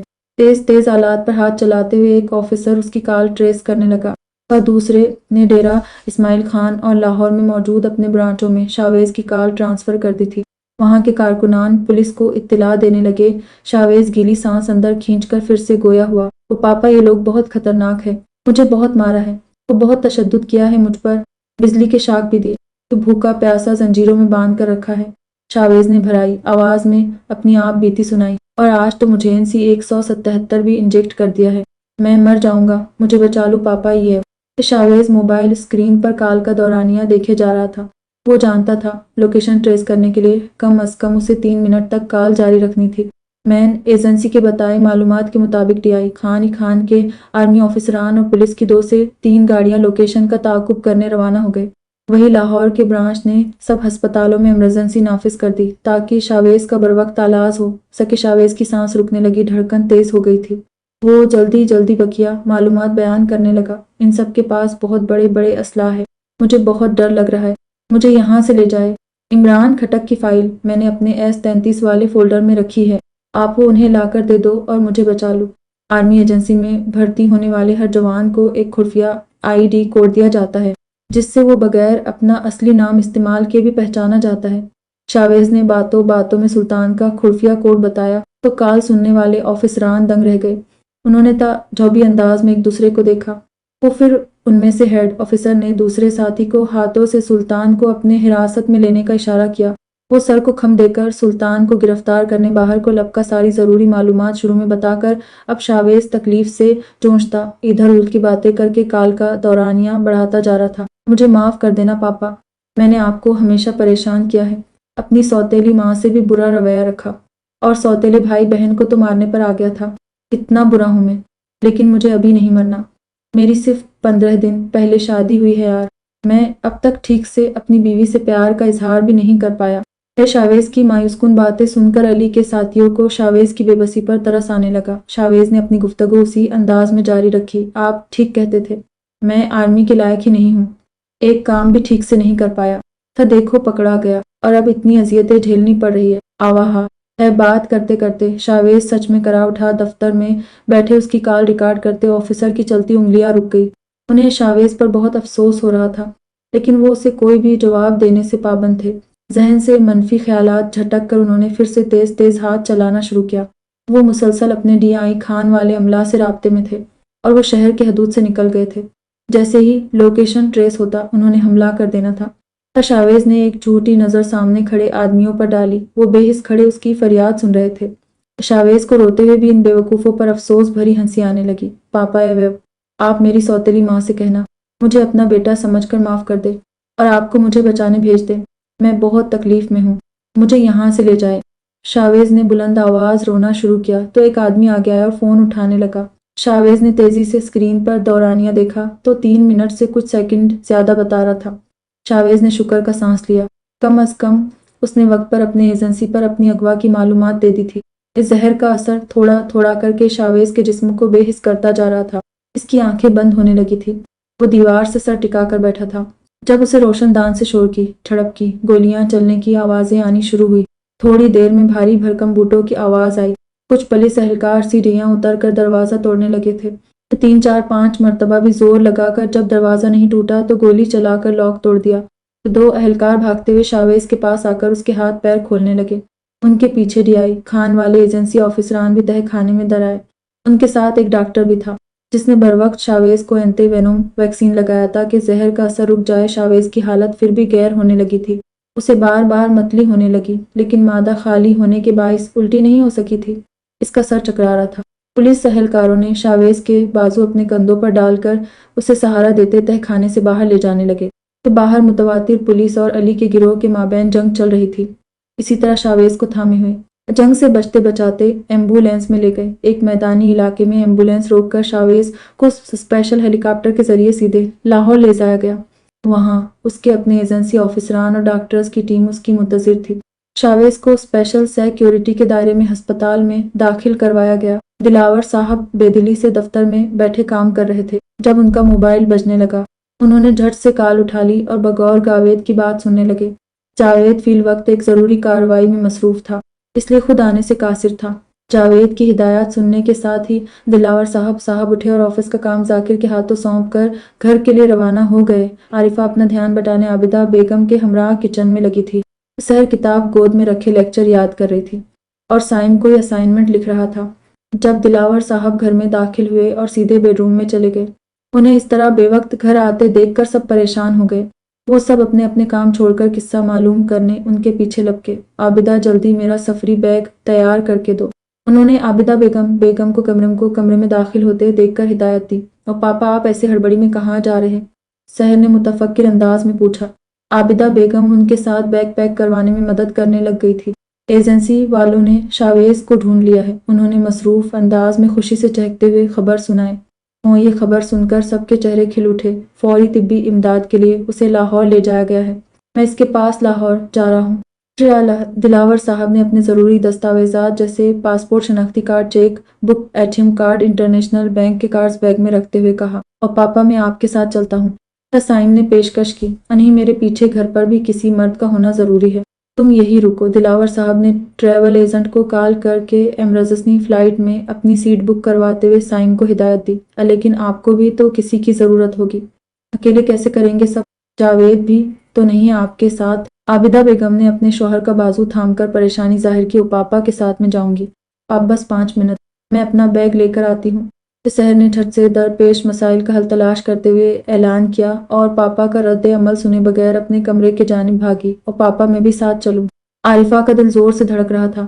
वो उड़कर शावेज के पास पहुंचना चाहती थी।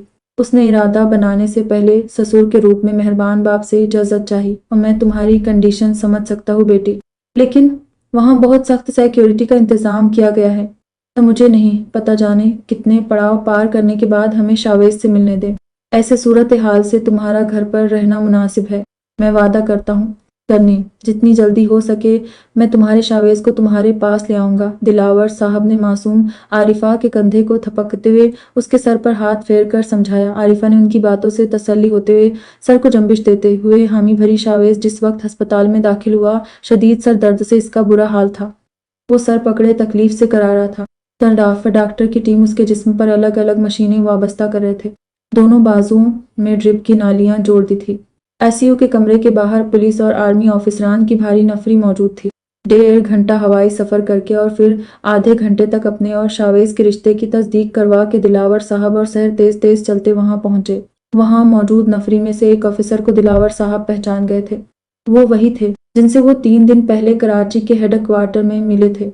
अभी दिलावर साहब इन उढेड़ साहब से शावेज की इयादत कर रहे थे जब डॉक्टर उनके पास आए और इलाज की बाबत उनसे बात करने लगे। असर, हाँ, हमारे मुआयने के मुताबिक मिस्टर शावेज कई सालों से माइग्रेन के दर्द से जूझते रहे, जिससे उनके दिमाग के निचले हिस्से में छोटा सा ट्यूमर बन गया था।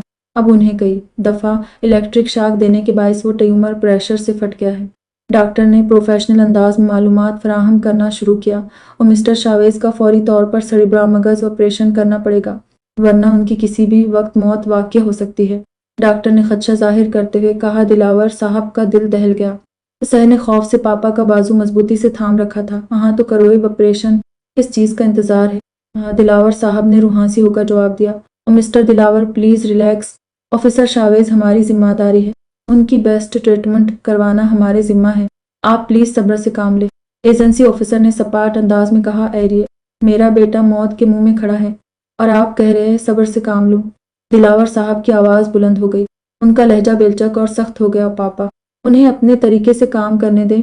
सहर ने सबका ध्यान पापा पर मरकूज होते देखा तो उन्हें दिलासा देने लगी, नरमी से समझाने लगी। ऑफिसर, आप सबको जैसा मुनासिब लगे आप वैसा करें, हमें बस शावेज जिंदा और सही सलामत चाहिए। सहर ने संजीदा अंदाज में कदरे नरमी से कहा, डोंट वरी, ऑफिसर शावेज की जिंदगी हमारे लिए भी बहुत कीमती है। We are on his full service, हम उनके पूरे खिदमत में हैं। या सहर को तस्कीन देते हुए वो ऑफिसर आगे बढ़ गए। दिलावर साहब अभी भी मुस्तरिब थे। उन्हें किसी के भी बातों से तसल्ली नहीं मिल रही थी। उन्होंने अचानक एक ख्याल आने से सादिक साहब को कॉल मिलाई। उन्होंने सोचा, आर्मी के काम आखिर सादिक साहब से बेहतर कौन समझ सकते होंगे। सादिक साहब ने खुश दिली से दिलावर साहब की कॉल उठाई और गर्मजोशी से सबका हाल अहवाल पूछा।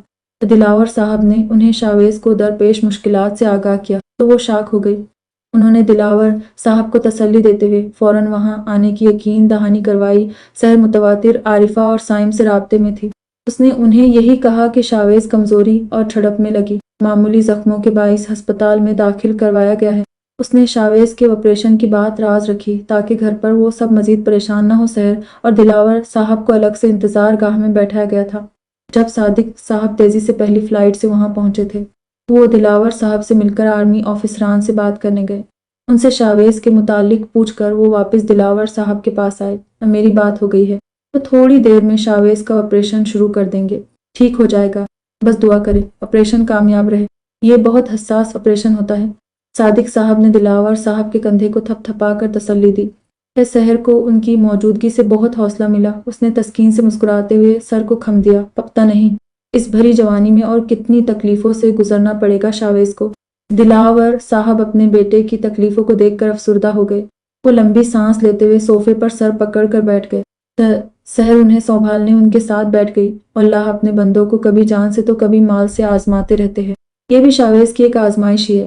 इंशा अल्लाह वो पूरी दिलेरी से उसे भी पार कर लेगा। सादिक साहब शावेज की बहादुरी की मिसाल देते खुश मिजाजी से मुस्कुराए। शावेज बेहिसो हरकत ऑपरेशन थिएटर के बिस्तर पर आंखें मूंधे लेटा था। चंद माह पहले वो मोहब्बत पिदर के लिए ऑपरेशन थिएटर में आया था और आज मुहिब वतन के सिलसिले में आर्मी ऑफिसरान का ऑपरेशन के लिए मंजूरी देने के फौरन बाद डॉक्टर्स अपनी तैयारी में जुट गए। शावेज के बाल शेव करके उसे औंधे मुंह लेटा दिया गया और गर्दन के ऊपर मगज के हिस्से पर ऑपरेशन का आगाज हुआ। 5 घंटे ऑपरेशन जारी रखने के बाद डॉक्टर मास्क उतारता हुआ थका हारा बाहर आया। गाँव के सादिक साहब और दिलावर साहब मर्दों के जमकटे में दर आए और उनकी बात सुनने लगे, जबकि सहर इन सबसे दूर पापा के हरकत और सकनात बगौर मुशाहिदा कर रही थी।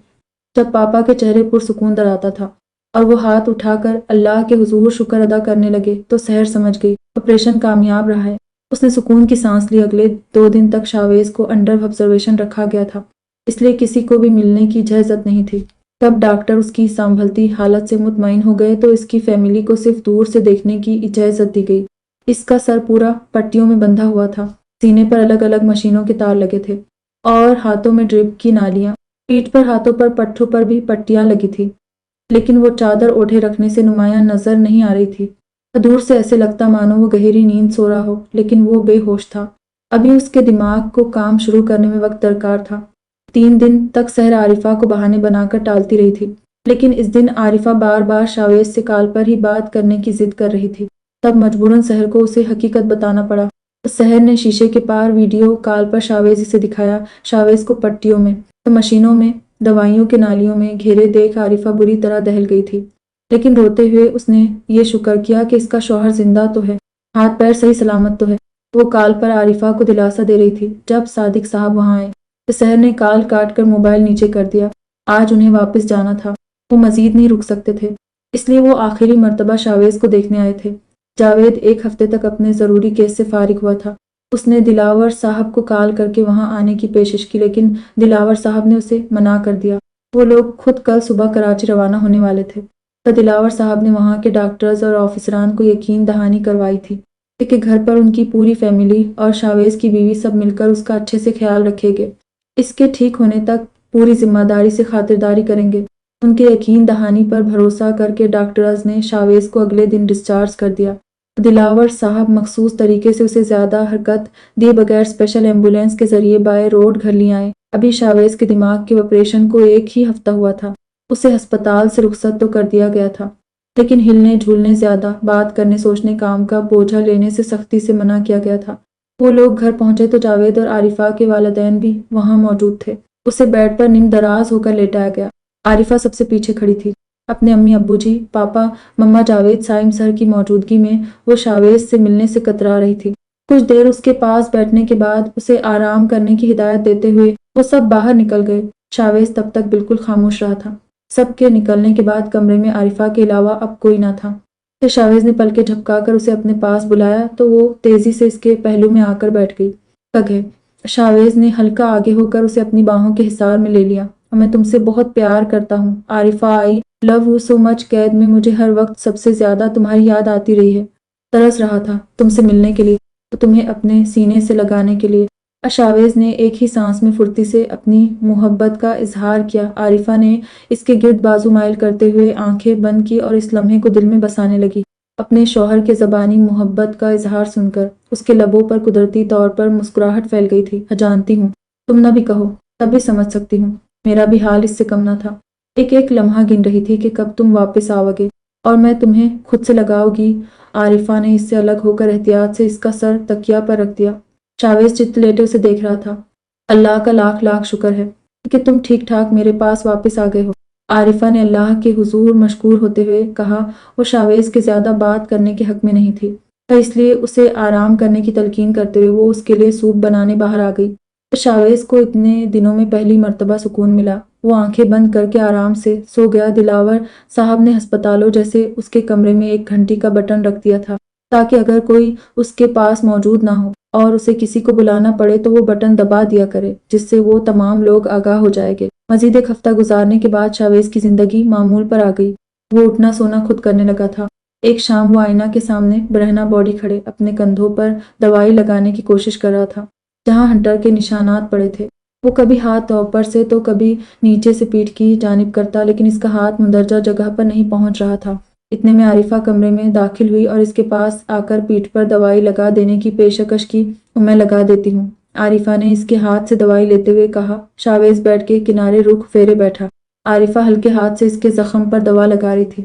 اس کے زخم دیکھ کر عارفہ کا دل بھر آ گیا۔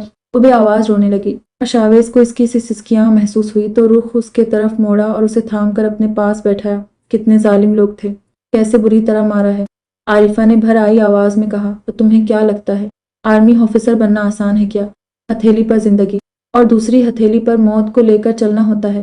کب موت کا پلڑا بھاری ہو جائے گی پتہ نہیں چلتا۔ شاویز نے پہلے ایک ہتھیلی اوپر کی، پھر دوسری، اور پھر دونوں کو اوپر نیچے کر موازنہ کیا۔ اور تم ایک جوان فوجی کی بیوی ہو، ایسے چھوٹے چھوٹے زخموں پر رونا نہیں چاہیے۔ خود کو اتنا مضبوط اعصاب بناؤ کہ چاہے مجھے دشمن تمہاری نظروں کے سامنے شہید بھی کر دے تو تمہاری آنکھوں میں آنسو نہیں کی چمک ہو۔ اس نے عارفہ کے کندھے کو تھپکتے ہوئے دلاسا دیا۔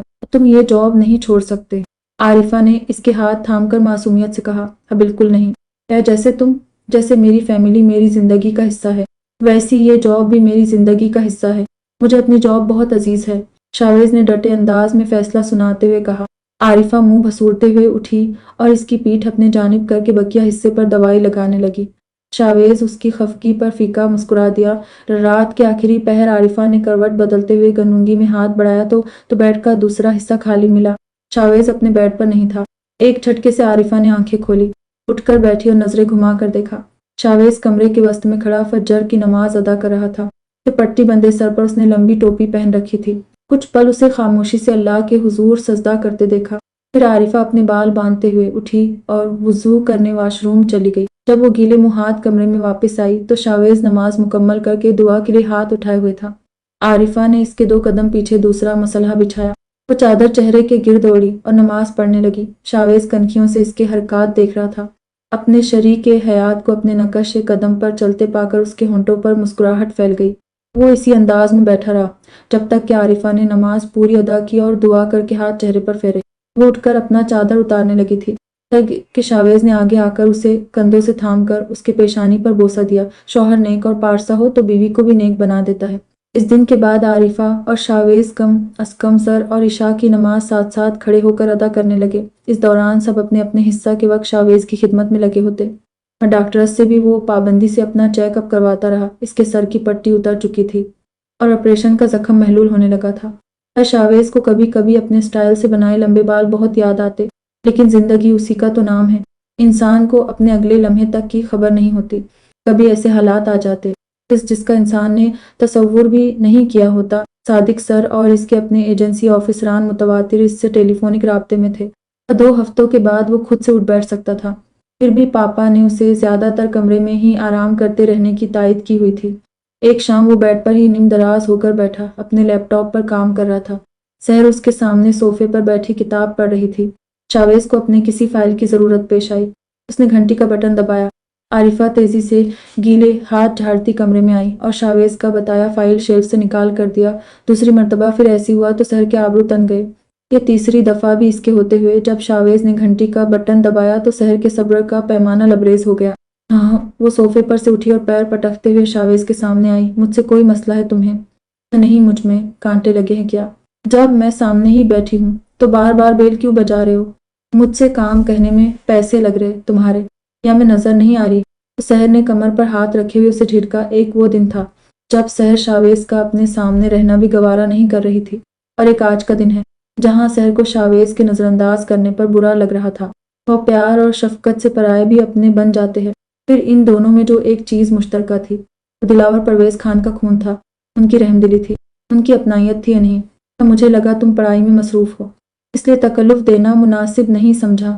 پر شاویز نے معصومیت سے آنکھیں چپکاتے ہوئے اپنا دفاع کیا۔ سحر نے منہ بناتے ہوئے بیل کا بٹن اس کے پہلو سے لے کر سائیڈ ٹیبل پر رکھ دیا۔ اب جب تک میں یہاں بیٹھی ہوں، خبردار بٹن کو ہاتھ بھی لگایا، سحر نے ڈانٹتے ہوئے کہا۔ شاویز نے محظوظ ہوتے ہوئے سر جھٹکا اور لیپ ٹاپ بند کر کے سائیڈ پر رکھا۔ سحر کہ شاویز نے مسکراہٹ دبائے ہوئے اسے مخاطب کیا۔ اس کے پکارنے پر سحر نے بغور اسے دیکھا اور اس کے حکم کی تکمیل کرنے سیدھی ہو کر بیٹھی۔ وہ جاوید کیسا ہے؟ کہاں ہے وہ؟ کئی دنوں سے ملنے بھی نہیں آیا۔ شاویز نے انجان بنتے اسے چھیڑا۔ جاوید کا نام سن کر سحر کے تاثرات بدل گئے۔ وہ نظریں جھکا کر گود میں رکھے بند کتاب کو دیکھنے لگی۔ اس کی دھڑکن تیز ہو گئی تھی۔ اور مجھے کیا پتا کہاں ہے؟ تم خود پوچھ لو ان سے۔ سحر نے جھجکتے ہوئے جواب دیا۔ شاویز شرارتی انداز میں آبرو اچکا کر مسکرایا۔ ان سے اس نے دونوں لفظوں پر زور دیتے ہوئے کہا تو سحر چھنپ سی گئی، ہڑبڑا کر اٹھی اور باہر جانے لگی۔ اور میں دیکھتی ہوں یہ عارفہ کہاں رہ گئی۔ یہ تیزی سے کہتے ہوئے وہ شاویز سے نظریں ملائے بغیر گھنٹی کا بٹن اس کے پہلو میں رکھ کر دروازے کے پار نکل گئی۔ شاویز اس کے شرمانے کے انداز سے مسرور ہوتا واپس اپنے کام کے جانب متوجہ ہو گیا۔ 4 ماہ تک سب کی بھرپور دیکھ بھال سے شاویز پوری طرح ٹھیک ہو چکا تھا۔ اس نے جاب پر جانا بھی بحال کر دیا تھا اور اس کے فوجیوں جیسے 1 انچ جتنے چھوٹے بال بھی اگائے تھے۔ ایک دن عارفہ اور سحر ماسٹرز کے فرسٹ سیمسٹر کے آخری پیپر سے گھر لیٹی تو لاؤنج میں چہل پہل کی آوازیں آتی سنائی دی اور دونوں نے تعجب سے ایک دوسرے کو دیکھا۔ بظاہر عارفہ خود کو انجان دکھاتے ہوئے سحر کے پیچھے چلنے لگی۔ سحر حیرت بھری نظروں سے لاؤنج میں داخل ہوئی تو ایک دم رابعہ اس کے سامنے آ گئی۔ سرپرائز! رابعہ نے چہکتے ہوئے کہا۔ سحر رابعہ کو دیکھ کر شاک سی ہو گئی اور خوش دلی سے اسے گلے سے لگایا۔ رابعہ کیسی ہو؟ سحر نے خوشگوار حیرت سے اسے سرتا پیر دیکھا۔ اور میں ٹھیک ہوں، تم کیسی ہو؟ رابعہ گرم جوشی سے اپنا احوال بتاتے ہوئے عارفہ سے ملنے لگی۔ اور میں تو تم سے ناراض ہوں، میرے بھائی کی شادی میں کیوں نہیں آئی؟ سحر نے جعلی خفگی ظاہر کرتے ہوئے کہا۔ سوری، بچوں کے ساتھ مصروف تھی، پر اب اپنے بھائی کی شادی کرانے آ گئی ہوں، رابعہ نے مدافعتی انداز میں کہا۔ بھائی کی شادی کا لفظ سن کر سحر کی مسکراہٹ سمٹ گئی۔ اس نے کنکھیوں سے جاوید کو دیکھا۔ وہ دوسرے جانب رخ موڑے بیٹھا شاویز اور سائم سے گفتگو کر رہا تھا۔ وہ لب جاوید بھائی کی شادی؟ عارفہ نے شرارتی انداز میں سحر کو دیکھتے ہوئے رابعہ کا جملہ دہرایا۔ اور نہیں تو کیا، میں بھائی سے 3 سال چھوٹی ہوں، پھر بھی شادی ہو گئی ہے، 2 بچے بھی ہیں، اور یہ ابھی تک سنگل بیٹھے ہیں۔ اب تو اچھے خاصے سیٹل بھی ہو گئے ہیں۔ اس دفعہ میں آئی ہوں تو شادی کرا کر ہی جاؤں گی ان کی۔ رابعہ سحر کا ہاتھ تھام کر اسے اپنے ساتھ لے سب کے بیچ لائی۔ سحر اور عارفہ نے سب کو سلام کیا اور حال احوال دریافت کیا۔ سحر تم بھی دیکھو، پر انکل آنٹی نے جاوید کے لیے کچھ لڑکیاں پسند کر رکھی ہے، ہم سب ان میں سے ایک لڑکی فائنل کرنے کے بابت ہی اختہ ہوئے ہیں۔ شاویز نے سنجیدہ انداز میں ارسلان انکل اور تہمینہ آنٹی کی طرف اشارہ کرتے ہوئے اسے مخاطب کیا، مگر سحر کے مانو دل پر انگارے برسنے لگے۔ وہ متذبذب سی ہو کر مما کے پاس بیٹھی۔ جاوید اس کے آمنے سامنے صوفے پر بیٹھا مسلسل اسے نظر انداز کیے ہوئے تھا۔ سحر کو بے چینی ہونے لگی۔ اوائے آنٹی، یہ والی تو بہت خوبصورت ہے۔ عارفہ نے ایک تصویر دیکھتے ہوئے تعریف کر دی۔ ہاں خوبصورت تو ہے، لیکن قد چھوٹا ہے، میرے جاوید کے ساتھ سوٹ نہیں کریں گی، تہمینہ آنٹی نے بھی تبصرے میں اضافہ کیا۔ عارفہ نے وہ تصویر سحر کی جانب بڑھائی، لیکن اس نے بنا دیکھے ہی آگے مما کو پاس کر دی۔ اس کی نظریں صرف جاوید پر ٹکی تھی۔ اتنے غیر جذباتی کیسے ہو سکتے ہیں آپ؟ کہ کیوں آپ کو میرے دل میں 11 سال سے اپنی محبت نظر نہیں آتی جاوید؟ سحر نے دل میں شکوہ کیا۔ جاوید عوض مسکراتا ہوا لڑکیوں کی تصویریں دیکھتے سب کے تبصروں کی طرف متوجہ تھا۔ آنٹی مجھے تو ہمارے جاوید کے لیے یہ لڑکی بہت اچھی لگی ہے، قد بھی اچھا ہے، جوڑی اچھی لگے گی ساتھ میں۔ شاویز کی باتیں سحر کے دل پر جلے پور نمک چھڑکنے کے مانند کام کر رہی تھی۔ اس کے اضطراب میں اضافہ ہونے لگا اور دکھائے۔ عارفہ نے آگے ہو کر تجسس سے تصویر لینے ہاتھ آگے کیا۔ سحر نے مایوسی سے عارفہ کو دیکھا اور یہ بھی رنگ بدل گئی۔ اسے تو میری محبت کا پتہ ہے۔ اسے مایوسی ہوئی۔ یہاں تو سب میری محبت کا جنازہ نکالنے میں لگے ہیں۔ سحر نے تب کر سوچا اور معذرت کرتی وہاں سے اٹھنے لگی۔ تہمینہ آنٹی نے پکارا تو سحر اٹھتے اٹھتے واپس بیٹھ گئی۔ وہ اٹھ کر اس کے پاس آئی اور اس کے گرد بازو مائل کیا۔ اور مجھے تو ہمارے جاوید کے لیے یہ لڑکی بہت پسند ہے۔ پیش کیوں جی؟ انہوں نے سحر پر تبصرہ کرتے ہوئے اپنے میاں کو مخاطب کیا۔ ہاں بھائی، یہ تو مجھے بھی پسند ہے۔ ارسلان صاحب نے بیگم کے ہاں میں ہاں ملائی۔ سحر کے تاثرات بدل گئے۔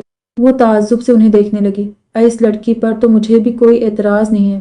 رابعہ نے خوشی سے اپنے حصے کا اضافہ کیا۔ سحر کا دل دھڑکنے لگا، اسے ماحول تجسس بھرا لگنے لگا۔ کیوں جاوید، تو تمہارا کیا خیال ہے؟ تہمینہ آنٹی نے جاوید کو مخاطب کیا۔ کب سے جا کر اب جاوید نے سحر کی طرف دیکھا۔ اس کی نظروں سے سحر بلش کرنے لگی۔ جاوید نے کچھ کہنے کے بجائے آنکھوں کے اشارے سے اپنے والدین کو حامی بھری۔ وہ دلاور صاحب، یا پھر آپ اپنی بیٹی ہمیں دینے کے لیے تیار ہے کیا؟ ارسلان صاحب کہتے ہوئے صوفے پر سے اٹھ گئے۔ ان کی پیروی کرتے ہوئے باقی سب نے بھی اپنی نشستیں چھوڑ دے۔ اب بیٹیاں تو پیدا ہوتے ہی اپنا نصیب ساتھ لاتی ہے۔ دلاور صاحب چل سحر کے پاس آئے اور اس کے سر پر ہاتھ پھیرا۔ سحر کے اس گھر سے جانے کا سب سے زیادہ دکھ مجھے ہی ہوگا، لیکن اس کا اپنا گھر بستہ دیکھ کر سب سے زیادہ خوشی بھی مجھے ہی ہوگی۔ پاپا کی جذباتی باتیں سن کر سحر آبدیدہ ہو گئی۔ جہاں آنسو بہہ جانے سے روکنے کی کوشش کرتے ہوئے وہ سر جھکا کر آنکھوں کے بھیگے کنارے صاف کرنے لگی۔ اور پھر جاوید تو لاکھوں میں ایک ہے، اسے اپنی بیٹی سونپنا میری خوش قسمتی ہوگی۔ دلاور صاحب نے ہاتھ ہوا میں اٹھا کر جاوید کی جانب کیا تو وہ تیزی سے ان کے پاس آ کر کھڑا ہو گیا۔ پھر پاپا نے جاوید کا کندھا تھپ تھپایا۔ جاوید شرمانے لگا۔ آج تک وہ اس فیملی سے فیملی فرینڈ یا پولیس اہلکار کی نسبت سے ملتا آ رہا تھا۔ آج اس کا اس گھر سے نیا رشتہ جڑ رہا تھا۔ تو پھر رشتہ مبارک ہو دلاور صاحب۔ ارسلان صاحب آگے آئے اور دلاور صاحب کے گلے ملے۔ تب وہی دوسری جانب عابدہ بیگم اور تہمینہ بیگم بھی آگوش گیر ہو کر مبارکباد پیش کرنے لگی۔ رابعہ اور عارفہ سحر کو شرماتے مسکراتی دیکھنے لگی اور آنکھ مار کر مبارکباد پیش کی۔ شاویز سب کے درمیان آیا اور ہاتھ ہوا میں بلند کر کے اعلانیہ صورت کنکارا۔ تو پھر جھٹپٹ ایک چھوٹی سی منگی بھی کروا دیں۔ اس نے شرارت بھری دلچسپی سے کہا۔ سحر تو گڑبڑا گئی، لیکن باقی سب خوشی سے چہک اٹھے۔ عارفہ سحر کو منگنی کے لحاظ سے تیار کرنے اپنے ساتھ کمرے میں لے گئی۔ عابدہ بیگم رسم کی تیاریاں کرنے لگی۔ رابعہ ان کا ہاتھ بٹانے کچن میں چلی گئی اور باقی سب اپنے نشستوں پر بیٹھ گئے۔ تھوڑی دیر بعد شاویز دروازے پر دستک دے کر اندر داخل ہوا۔ سحر سفید کشیدہ کاری کی قمیض اور چوڑیدار پاجامہ پہنے، ہلکا سا میک اپ کیے، بالوں کا جوڑا بنائے، ہاتھوں میں چوڑیاں پہنے، سر پر سرخ رنگ کا دوپٹہ ٹکائے دلکش اور حسین لگ رہی تھی۔ شاویز اسے سراہتے ہوئے قریب آیا، لیکن سر کے تاثرات سپاٹ تھے۔ تمہیں کیا لگا؟ سرپرائز منگنی کروانا صرف تمہیں آتا ہے؟ میں نے کہا تھا نا، سب کر لی تو سسٹر، میری باری ابھی رہتی ہے۔ کیوں پھنسا دیا نا؟ شاویز نے شرارتی انداز میں آبرو اچکا کر جتایا۔ سحر کے پیشانی پر بل نمودار ہوئے۔ ویسے اگر تمہیں جاوید نہیں پسند تو مجھے بتا دو، میں یہ منگنی رکوا دوں گا، اس نے سحر کے گرد چکر کاٹتے ہوئے کہا۔ اب کیا کر لو گے؟ پاپا کے فیصلے کے خلاف جاؤ گے؟ سحر نے سینے پر ہاتھ باندھتے ہوئے کہا۔ اہم نہیں، وہ تو نہیں کر سکتا، پر ہاں تمہارا کہیں اور رشتہ ہونے تک جاوید کو غائب کرا دوں گا۔ گھومتے ہوئے شاویز سحر کے بالکل سامنے آ گیا۔ عارفہ کچھ فاصلے پر کھڑی ان بھائی بہن کی نوک جھوک سے مسرور ہو رہی تھی۔ ہیلو مسٹر، خبردار میرے جاوید کو کچھ کیا تو سحر نے انگلی اٹھا کر سختی سے تنبیہ کرتے ہوئے کہا۔ شاویز کے آبرو پھیل گئے۔ میرے جاوید، اس نے اپنے مخصوص انداز میں ہلکا سا جھک کر کمر پر ہاتھ باندھ کر سحر کے الفاظ دہرائے۔ سحر کو احساس ندامت ہوا تو نظریں جھکا گئی۔ عارفہ ہنستے ہوئے آگے آئی اور شاویز کے کندھے پر کوہنی رکھی امائی۔ ڈیئر ہسبینڈ، آپ نے ان محترمہ کو پھنسایا نہیں ہے، بلکہ ان کا کام آسان کر دیا۔ پچھلے 11 سال سے یہ اس انتظار میں تھی کہ کب جاوید کو اس کی محبت کا احساس ہوگا اور وہ اسے پروپوز کرے گا۔ عارفہ نے سحر کا راز افشاں کرتے ہوئے بتایا۔ سحر دانت پیستے ہوئے اسے آنکھیں دکھانے لگی۔ جانتا ہوں، ہمیشہ خوش رہنا۔ شاویز نے معصومیت سے سحر کے رخسار پر ہاتھ رکھ کر دعا دی۔ اور ویسے تو جاوید بہت سمجھدار ہے، لیکن کبھی اگر تنگ کیا تو ڈائریکٹ مجھے آ کر بتانا، تب تو اسے لازمی غائب کرا دوں گا۔ شاویز نے ہنستے ہوئے مزید شرارت کی۔ کیا سحر آنکھوں پر ہاتھ رکھ کر شرماتے ہوئے ہنسنے لگی۔ تبھی عابدہ بیگم کمرے کے اندر داخل ہوئی۔ سحر، اتنا وقت لگا رہی ہو، چلو جلدی کرو، سب انتظار کر رہے۔ انہوں نے مصروف انداز میں پوچھا۔ پھر سحور کو اتنا پیارا تیار ہوئے دیکھ کر وہ اس کے قریب آئی، ترتا پیروں سے دیکھا۔ ان کے دل کی بیٹی کو دلہن بنے دیکھنے کی آس پوری ہوتے پا کر ان کا دل بھرا گیا۔ مما نے مضبوطی سے سحر کو خود سے لگایا۔ ماشاء اللہ میری پیاری بچی، مما نے اس کی تعریف کر دی۔ پھر ایک خیال آنے سے وہ تیزی سے شاویز کی جانب متوجہ ہوا۔ جاوید کی انگوٹھی رسم کرنے کی اہم چیز بھولنے پر وہ بوکھلا گئی تھی۔ مما، رنگ میرے پاس ہے، میں ابھی لایا۔ شاویز نے ان کے بازو پر ہاتھ رکھ کر تسلی دی اور کمرے سے باہر نکل گیا۔ شاویز نے ہیرے جیسا لڑکا چنا ہے ہماری شہزادی کے لیے۔ عابدہ بیگم نے سحر کی نظر اتارتے ہوئے جاوید کی تعریف کی، پھر عارفہ کو ہدایت دے کر باہر نکل گئی۔ مما کی بات نے سحر کو سوچ میں ڈال دیا تھا۔ اس کی پریشانی محسوس کر کے عارفہ اس کے ڈو پٹے کا پہلو ٹکاتے ہوئے ہلکے آواز میں وضاحت دینے لگی۔ شاویز نے پاپا اور مما کو تمہارے جاوید کے لیے جذبات سے آگاہ کیا۔ پھر جاوید اور ان کی فیملی کو بھی اس رشتے کے لیے شاویز نے قائل کیا۔ رابعہ کو لانے سے لے کر انجان لڑکیوں کی تصاویر دکھانے تک اور پھر آنٹی کا تمہیں انتخاب کرنے تک ساری اداکاری کی پلاننگ شاویز کی تھی۔ عارفہ نے نرمی سے اسے سچائی بتائی۔ شاویز نے ہمیں تمہیں یہ بات بتانے سے منع کیا تھا کہ یہ سب اس کا آئیڈیا ہے۔ وہ نہیں چاہتا تھا کہ تم یہ سب اس کا احسان سمجھو۔ اس کے بازو کو تھام کر عارفہ کمرے سے باہر بڑھنے لگی۔ اس سحر کے دل میں شاویز کے لیے محبت اور احترام میں مزید اضافہ ہو رہا تھا۔ دروازے کے پار سب سے پہلے سحر کو شاویز دکھا۔ وہ آنکھوں میں محبت، عزت، اپنائیت، مشکور ہونے کے ملے جلے تاثرات سے اسے دیکھنے لگی۔ تمہارے خواہش پوری کرنے کے لیے مجھے تھینکس بعد میں کہہ دینا۔ شاویز سحر کے دیکھنے کا انداز سمجھ گیا تھا۔ سحر نے ہنا کرتے سر کو جنبش دیتے ہوئے رخ پھیر لیا اور لاؤنج کی طرف روانہ ہو گئی۔ سحر کو آتے دیکھ کر سب اس کے استقبال کے لیے کھڑے ہو گئے۔ سحر بلش کرتی، ہلکا مسکراتی، نظریں جھکائے شاویز اور عارفہ کے ہمراہ چلتی سب کے بیچ آئی اور جاوید کے ساتھ بڑے صوفے پر بیٹھ گئی۔ پاپا اور مما خوش دلی سے اپنی پری کو دلہن کے روپ میں دیکھ کر خوشی سے پھولے ہی سما رہے تھے۔ تہمینہ آنٹی نے جاوید کو سحر کو انگوٹھی پہنانے کے لیے دی۔ جاوید نے مستحکم بھرے انداز میں سحر کا ہاتھ تھامنے اپنا ہاتھ بڑھایا۔ سحر نے متذبذب سی ہو کر اپنا ہاتھ آگے کیا۔ جب جاوید نے اس کا ہاتھ تھاما اور انگوٹھی پہنانے لگا تو سحر کا دل دھڑکنے لگا، اس کا ہاتھ کانپنے لگا تھا، لیکن جاوید کے گرفت میں ہونے کے باعث لرزش نظر نہیں آ رہی تھی۔ اس کے بنسبت جاوید نے بااعتماد انداز میں فوراً سے ہاتھ آگے کیا اور سحر نے اسے انگوٹھی پہنا دی۔ ماحول تالیوں سے گونج اٹھا۔ اب ایک ایک کر سب ان دونوں کو مٹھائی کھلانے لگے۔ شاویز اور سائم اپنے موبائل میں تصویریں لیتے ہوئے اس لمحے کو یادگار بنانے لگے تھے۔ آخر میں شاویز آیا اور جاوید کے ساتھ بیٹھ کر اسے مٹھائی کھلانے لگا۔ آدھا گلاب جامن اسے کھلا کر اس نے بقیہ حصہ اپنے منہ میں ڈالا۔ سنا ہے دلہے کا جھوٹا کھانے سے جلدی شادی ہو جاتی ہے۔ اس کی شرارت بھری نظریں دوسرے سائڈ پر کھڑی عارفہ پر مرکوز تھی۔ عارفہ سپاٹ تاثرات بنائے شاویز کو گھورنے لگی۔ تو کیا آپ کا دوسری شادی کرنے کا ارادہ ہے جناب؟ جاوید نے اس کے اشارے کی تصحیح کرتے ہوئے اسے دیکھا۔ شاویز اسی شریر انداز میں جاوید کی جانب متوجہ ہوا۔ آئیڈیا برا بھی تو نہیں ہے۔ سحر اس گھر سے چلی جائے گی تو عارفہ اکیلی ہو جائے گی۔ اکیلے اتنا بڑا گھر کیسے سنبھالے گی؟ اچھا ہے نا اس کا ہاتھ بٹانے کوئی اور بھی ہو۔ شاویز جیسے پلاننگ کرتے ہوئے سوچ سوچ کر بول رہا تھا۔ عارفہ کو غصہ آنے لگا، وہ منہ بسورتے ہوئے وہاں سے چلی گئی۔ شاویز اور جاوید آپس میں ہنسنے لگے۔ اس سحر کو اپنی بیسٹ فرینڈ پر ایسا تبصرہ اچھا نہیں لگا۔ اس نے تنے ہوئے اعصاب سے اسے دیکھا اور ناراض کر دیا۔ نا کیا ضرورت تھی ایسا بولنے کی؟ سحر نے برا منا کر کہا۔ ایسی چھوٹی موٹی نوک جھوک سے میاں بیوی کا پیار بڑھتا ہے۔ جواب جاوید کی جانب سے ملا۔ سحر بدلے میں چپ ہو گئی۔ وہ اب تک جاوید کے ساتھ اتنا فری نہیں ہو سکی تھی کہ ایسے کھل کر بات کر سکے۔ جاوید اور ان کے گھر والوں کو رخصت کرتے وقت بھی عارفہ مسلسل شاویز کو نظر انداز کر رہی تھی۔ شاویز محجوز ہوتے ہوئے مسکراہٹ دبائے ہوئے کھڑا تھا۔ اسے عارفہ کو تنگ کرنے میں مزہ آ رہا تھا۔ کمرے میں آنے تک بھی عارفہ کا موڈ بگڑا ہوا تھا۔ وہ سارے کام مکمل کر کے آدھی رات کمرے میں آئی تو شاویز وہاں نہیں تھا۔ عارفہ حیرانگی سے آس پاس دیکھنے لگی تھی، لیکن پیچھے سے اچانک کسی نے اس کی آنکھوں پر پٹی باندھی۔ عارفہ نے ہڑبڑا کر اس کے ہاتھ پر ہاتھ رکھ کر محسوس کیا تو شاویز کو پا کر خوف زدہ نہیں ہوئی۔ شاویز نے عارفہ کی آنکھوں پر پٹی باندھ کر اسے گود میں اٹھا لیا۔ شاویز کہاں لے جا رہے ہو؟ عارفہ نے متفکر انداز میں پوچھا۔ امی ہائنے سے تھوڑا صبر رکھو، خود پتہ چل جائے گا۔ شاویز اسے گود میں اٹھائے ہی کمرے سے باہر لے آیا اور لاؤنج کو عبور کرتا ہوا اپنی کار میں بیٹھا دیا۔ عارفہ نے مسترسی ہو کر پھر سے پوچھنا چاہ پر شاویز نے ٹوک دیا۔ میرے پٹی کھولنے تک اب کچھ نہیں بولو گی؟ اس نے سخت لہجے میں ٹوکا تو عارفہ خاموش ہو گئی۔ رات کے 12 بجے عارفہ کو ایسے گھر سے نکلنا عجیب لگ رہا تھا، لیکن شوہر کی تلقین کرتے وہ چپ رہی۔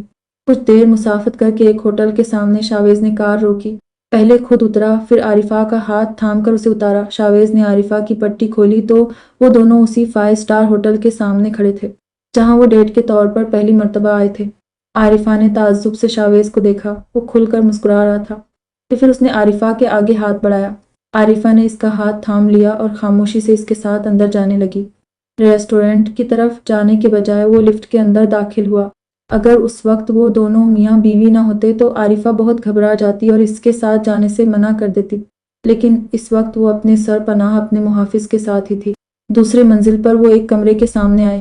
शावेज ने जेब से एक अदद कार्ड निकाला और दरवाजे के दर्ज में दिया तो दरवाजा खुलता गया। पहले शावेज अंदर गया और लाइट ऑन की। आरिफा ने अपने कदमों से लेकर कमरे के आखिरी हिस्सा तक गुलाब की पत्तियां बिछी पाई। जगह जगह खुशबूदार मोमबत्तियां सजाई गई थी और बेड पर बहुत से सुर्ख कलर के हार्ट वाले गुब्बारे फैलाए हुए थे। आरिफा ने सैंडल वही उतारी और महजूज होते हुए नंगे पैर गुलाब की पत्तियों पर चलने लगी। कमरे के बीच तक आकर उसने एड़ियों के बल घूमकर पूरे कमरे की सजावट देखी। इसका चेहरा खुशी से खिलखिला रहा था। अरे! शावेज ने तेजी से हाथ बढ़ाकर हल्के स्पीड से छत पर लगा, फूंका ऑन किया तो कुछ पत्तियां आरिफा पर गिरने लगी। वो हाथ हवा में बुलंद करके आंखें मूंधे गोल गोल घूमने लगी। मोहब्बत के एहसास से वो झूम गई थी। तो शावेज, ये सब किस लिए? आरिफा ने चहकते हुए पूछा। ना आज उसकी सालगिरह थी, ना शावेज की, ना ही शादी की सालगिरह, ना कोई और खास दिन, बस यूं ही दिल कर रहा था। याद है पहली बार इस होटल में हम अनजान होते हुए डेट पर आए थे और आज सचमुच के कपल बनकर आए हैं। शावेज नरमी से कहता हुआ उसके पास आया और पीछे से आरिफा के गिर्द बाजू माइल करते हुए कहा। आरिफा ने शावेज के रोमांटिक अंदाज से मसरूर होते हुए उसके रुखसार पर हाथ रख दिया। आरिफा ने मुस्कुराते हुए इन लम्हों को याद किया कि शावेज ने इसी तरह बाहों में लिए हुए आरिफा के बाल पीछे करके इसके गर्दन पर बोसा दिया। आरिफा ने सांस रोककर आंखें बंद की तो फिर शावेज ने इसका रुख अपने जानिब किया। तुम्हारी जगह मेरी जिंदगी में कोई नहीं ले सकता। शावेज ने अपनी शाम वाली हरकत की वजाहत दी। तुम मेरी इकलौती और सबसे अजीज बीवी हो और हयात रहोगी। उसने अपने प्यार की यकीन दहानी करवाई। आरिफा उसके मोहब्बत से सरशार होते, इसके रोमांटिक अंदाज से मसरूर होते इससे लिपट गई है। शावेज ने पूरा उसे अपने हिसार में ले लिया और इसके एक एक नक्श चूमने लगा। 6 माह बाद 5 साल से अपने एजेंसी के लिए खिदमत सरंजाम देकर शावेज की प्रमोशन हो गई। वो कैप्टन के ओहदे पर आ गया। उसे सरकार के जानिब से कराची कैंट में घर और गाड़ी दी गई। उसने गाड़ी तो मंजूर कर ली, अलबत्ता फिलहाल अपने फैमिली के साथ ही रहना चाहा। एक दिन वो अपने कैप्टन के यूनिफॉर्म में तैयार ठाट बाट लिए आर्मी कैद खाने का दौरा कर रहा था। उसे राशिद, हाशमी और अली के गिरोह के बहुत सारे सेल दिखे। तो कॉरिडोर में चलते हुए वो एक सेल के आगे रुक गया। वो सुल्तान का सेल था। शावेज ने हाथ बढ़ाकर दरवाजे का सलाखदार फट खोला। सुल्तान ने आहट पर पीछे मुड़कर देखा तो शावेज को अलग ही रूप में अपने सामने पाया। सुल्तान 1 साल से वहां कैद था। आर्मी कैद खाने में जो दाखिल होता है तो फिर उसके खानदान वालों को तो इसकी जिंदगी और मौत की खबर तक नहीं मिलती, ना किसी को मिलने दिया जाता है। शावेज सीना ताने बाएतिमाद तासुरात बनाए खड़ा सर्द मेहरी से सुल्तान को देख रहा था। कैसे हो सुल्तान? शावेज ने डटे आवाज में उसे मुखातिब किया। उम्र बढ़ने के साथ होने वाली फिजिकली तब्दीलियों में इसकी आवाज का रोबदार होना भी शामिल था। तय सुल्तान ने इसके सवाल को बेरुखी से नजरअंदाज कर दिया। शावेज ने फीका मुस्कुराते हुए सर झटका। उसे सुल्तान के जहालत पर अफसोस होने लगा। क्या मिल गया ऐसा करके? मैं बच गया। इमरान खटक पर कार्रवाई भी चल रही है। नुकसान किसका हुआ? तो तुम्हारा अपना। मेरी तो प्रमोशन हो गई। कैद में तुम फंस गए। अब की बार शावेज का लहजा नरम और दोस्ताना था। वो मिसाल तो सुनी होगी, जो दूसरों के लिए खड़ा कूदता है खुद इसी में गिर जाता है। चंद रकम के लिए तुमने अपना पूरा कैरियर तबाह कर दिया। शावेज की हमदर्दी से बेमुरव्वती का मुजाहरा करते हुए सुल्तान रुख दीवार की जानिब करके बैठा था। जवाब देने के मूड में वो अब भी नहीं था। खैर, मैं दुआ करूंगा तुम्हारी कैद आसान गुजरे और तुम्हारी फैमिली तुम्हें शहीद समझकर सब्र कर ले। शावेज सर्द सांस खारिज की और दरवाजे का फट बंद करके आगे रवाना हो गया। दौरे से शावेज अपने फ्लैट आ गया था। इस फ्लैट को अब शावेज अपने छोटे ऑफिस के तौर पर इस्तेमाल किया करता। तो जब उसे किसी जरूरी केस पर फुर्सत से काम करना होता वो फ्लैट आ जाया करता। कभी कभार जब आरिफा मैके गई होती वो रात भी फ्लैट में रह जाता। सहर की शादी की ज्यादातर तैयारियां शावेज और साइम के सपुर्द थी और वो पूरी जिम्मेदारी से उसे तकमील देने लगे थे। इस सहर के शादी के सारे फंक्शन धूमधाम से किए गए। पहले निकाह, फिर मेहंदी और फिर बारात के तकरीब जोश और खरोश से मनाए गए। बारात के तकरीब में सहर सुर्ख रंग का लहंगा पहने दुल्हन बने गोल्डन कलर की शेरवानी में मलबूस जावेद के साथ आकर बैठी। हाल के वक्त में मीडिया के रिपोर्टर्स ने शावेज को घेर लिया था और इससे फैमिली के बाबत और काम के बाबत सवालात पूछ रहे थे। عارفہ اس کے فارغ ہونے کے انتظار میں ادھر ادھر ہوتی رہی۔ اسے شاویز کو ساتھ لے سحر اور جاوید کے ساتھ جا کر تصویریں کھنچوانی تھی۔ عارفہ ہاتھ سینے پر باندھے بے دلی سے میڈیا کے جانب دیکھ رہی تھی۔ جب اس کے پاس کوئی آ کر کھڑا ہو گیا، چڑیل آخر چمڑ ہی گئی۔ نہ میرے دوست پر لاریب نے اپنا مخصوص جملہ دہرایا۔ عارفہ اسے دیکھ کر حیران ہو گئی تھی۔ لاریب سوٹ بوٹ میں ملبوس باوقار بزنس مین لگ رہا تھا۔ لاریب بب کیسے واٹ اے پلیزنٹ سرپرائز کہاں تھے؟ وہ اس کی موجودگی سے محظوظ ہوتے ہوئے اس کا حال احوال دریافت کر رہی تھی۔ شاویز نے بھی لاریب کو دیکھا تو میڈیا والوں سے معذرت کرتا وہاں آیا اور لاریب کا اچھے سے استقبال کیا۔ کیپٹن صاحب، آپ کی تو بڑی تعریفیں سنی ہیں، لاریب نے شاویز سے ملتے ہوئے کہا۔ ویسے تم دونوں کی شادی کا سن کر بہت خوشی ہوئی، اس نے شاویز اور عارفہ کو کپل کے طور دیکھ کر خوش دلی سے کہا۔ یا پھر وہ تینوں اسی طرح باتیں کرتے شاویز کی فیملی سے ملنے بڑھ گئے۔ رابعہ اور عارفہ نے سہیلی کا کردار نبھاتے ہوئے دودھ پلائی کی رسم میں جاوید کی جیب خالی کر کے رکھ دی تھی۔ نندلی رخصتی کے وقت سب نے اشکبار آنکھوں سے سحر کو رخصت کیا۔ سائم ہمیشہ جتنا سحر کے جانے کی خوشی مناتا تھا، آج حقیقت کی دوری سے سب سے زیادہ وہ رویا تھا۔ سحر کا رشتہ پکا ہونے کے بعد بھی جاوید سے ایسا خاص رابطہ نہیں رہا تھا کہ وہ اس کے ساتھ دوستانہ بن پاتی۔ اس کا جاوید سے گھبرانا شرمانا اب بھی برقرار تھا۔ اس وقت وہ مضطرب سی جاوید کے سجے ہوئے کمرے میں بیٹھی تھی۔ اس کی دھڑکن اتنی تیز تھی مانو اس کا دل باہر آ جائے گا۔ جاوید تہذیب سے کمرے کے دروازے پر دستک دے کر اندر داخل ہوا۔ سحر اپنی لرزش قابو کرنے مٹھیاں سختی سے منچے سر جھکائے بیٹھی تھی۔ جاوید اس کے پہلو میں آ کر بیٹھا۔ سحر پھر بھی سر جھکائے ہوئی تھی۔ جاوید سحر کا چہرہ اوپر کرنے کے بجائے خود ہلکا سا نم دراز ہو کر اس کے چہرے کو دیکھنے لگا۔ سحر نے ایک جھوٹی نظر کر جاوید کے جانب دیکھا۔ دونوں کی نظریں آپس میں ملی تو سحر بلش کرنے لگی اور رخ پھیر لیا۔ جاوید کھل کر مسکراتا ہوا سیدھا اور سحر کے قریب کھسکا تو اس کی سانس رکنے لگی۔ اور آج بھی صرف شرماتی رہو گی یا وہ کچھ کہو گی بھی؟ جاوید نے اپنے نئی نویلی دلہن کے تیار سراپے کو سرتا پیر دیکھتے ہوئے کہا۔ سحر چھمپ سی گئی۔ وہ کیا کہو؟ سحر جاوید کی رغبت سے کنفیوز ہونے لگی۔ اسے سمجھ نہیں آ رہا تھا کہ وہ کیا جواب دے، وہی جو اتنے سالوں سے دل میں چھپا کر رکھا ہے۔ جاوید نے مدھم آواز میں سرگوشی کی۔ وہ اب ہاتھ بڑھا کر سحر کے چہرے پر آتے لٹوں کو سنوار رہا تھا۔ تو جاوید میری دل کی بات جانتے ہیں، کیا وہ بھی مجھ سے پیار؟ جاوید کی بات پر سحر کو شاک سا لگا۔ اس نے دل ہی دل میں سوچا جاوید کی انگلیاں جیسے جیسے سحر کے رخسار پر لگ رہی تھی، سحر کے جسم میں کرنٹ دوڑ گیا تھا۔ آپ بھی تو کچھ کہہ سکتے ہیں، سحر نے پہلی بار ایک معصومانہ خواہش کی۔ جاوید کچھ لمحے خاموش ہوا اور پھر ایک جھٹکے سے سحر کو باہوں کے حصار میں لے لیا۔ اس کے سینے سے لگ کر سحر نے آنکھیں مین لی۔ زبان سے کہنے کے بجائے جاوید اسی طرح گلے لگائے ہوئے ہی سحر کے کندھے پر اپنے پھوروں سے کچھ عبارت بنانے لگا۔ سب سے پہلے اس نے اپنی انگلی کو کی شکل میں جنبش دی۔ سحر کسمسا سی گئی۔ کی آنکھیں موندے تیز سانس لیتے اس نے جاوید کے گرد بازو مائل کے، پھر اسی طرح کرتے کرتے جاوید کی فورے دوسری عبارت نقش کرنے لگی۔ لب سحر کے ہونٹوں پر مسکراہٹ پھیل گئی تھی۔ وہ ان عبارت کو سمجھ بھی گئی تھی اور محسوس بھی کر سکتی تھی۔ آخر میں اور کی شکل تکمیل دیتے ساتھ ہی جاوید نے اپنے لب سحر کے کندھے پر لگا دیے۔ سحر کے لبوں سے ایک سسکی نکلی لیکن فوراً آواز روکنے اپنا نچلا لب دانتوں میں دبا دیا۔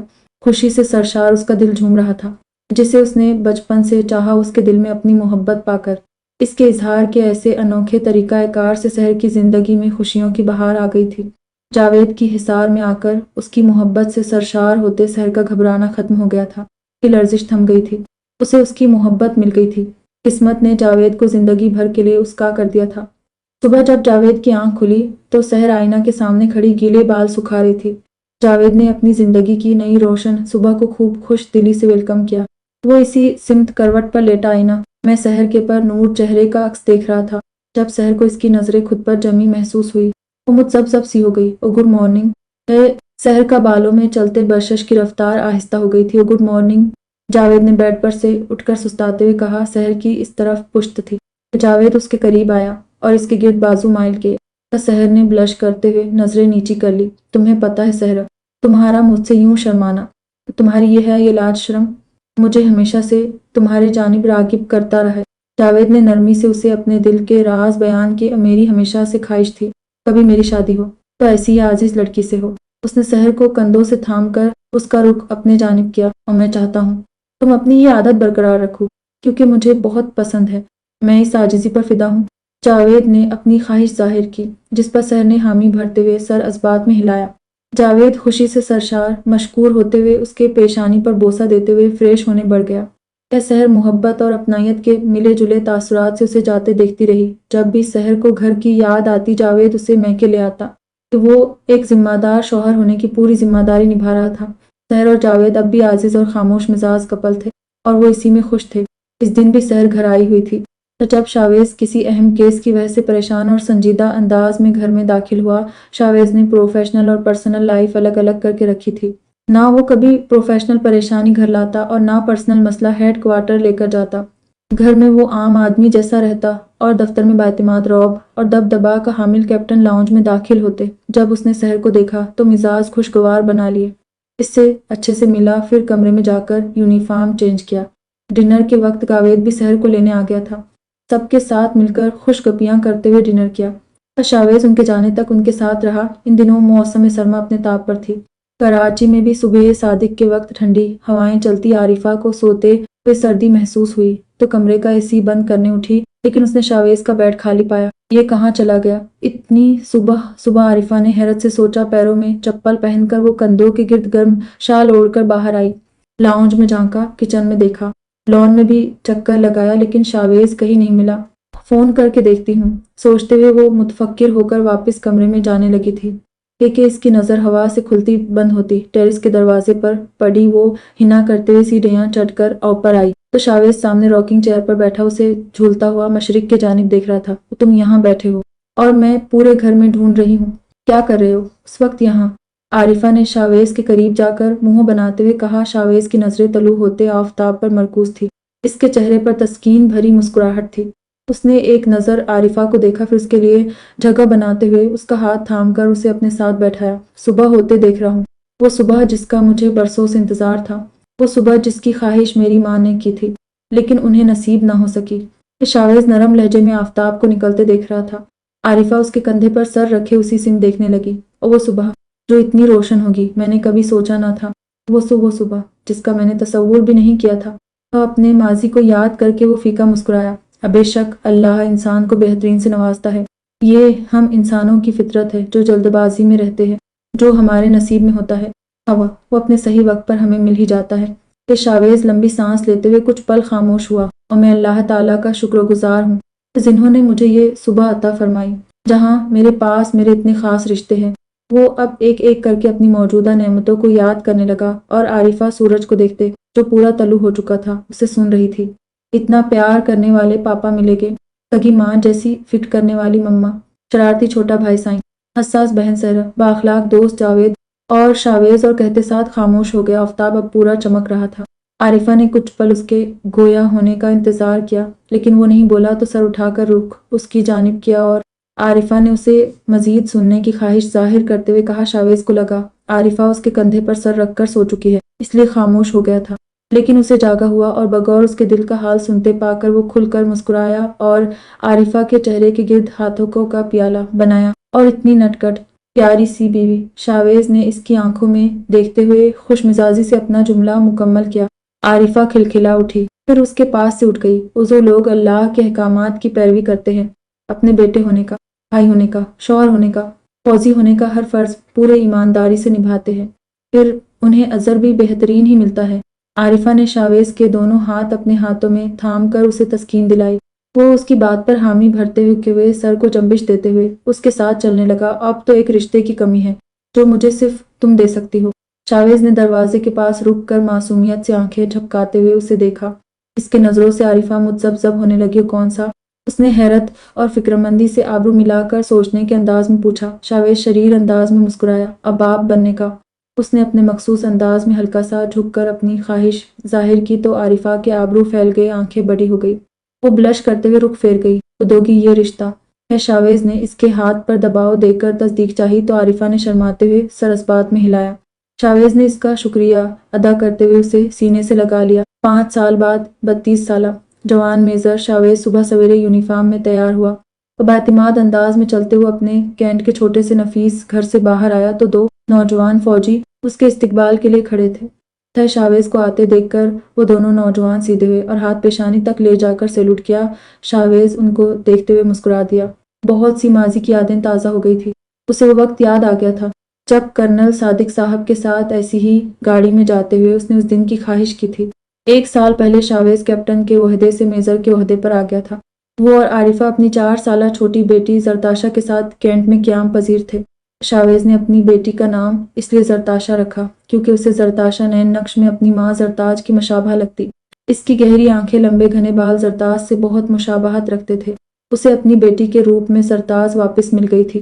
इसाइम ने मास्टर्स की डिग्री पूरी करके पापा का हाथ बचाने बिजनेस का रुख किया, इसलिए वो एमबीए करने अमेरिका गया हुआ था। आरिफा दिन में अपने कैंट वाले घर के काम मुकम्मल करके जरताशा को लिए दिलावर साहब के घर आ जाया करती। असाइम के बाद जरताशा इस फैमिली की छोटी बची थी, इसलिए सबकी अजीज थी। सहर और जावेद का भी 2 साला बेटा था, लेकिन वो तो कभी कभार आया करता, जबकि अब इस घर की शहजादी होने का लकब जरताशा ने अपने नाम कर रखा था।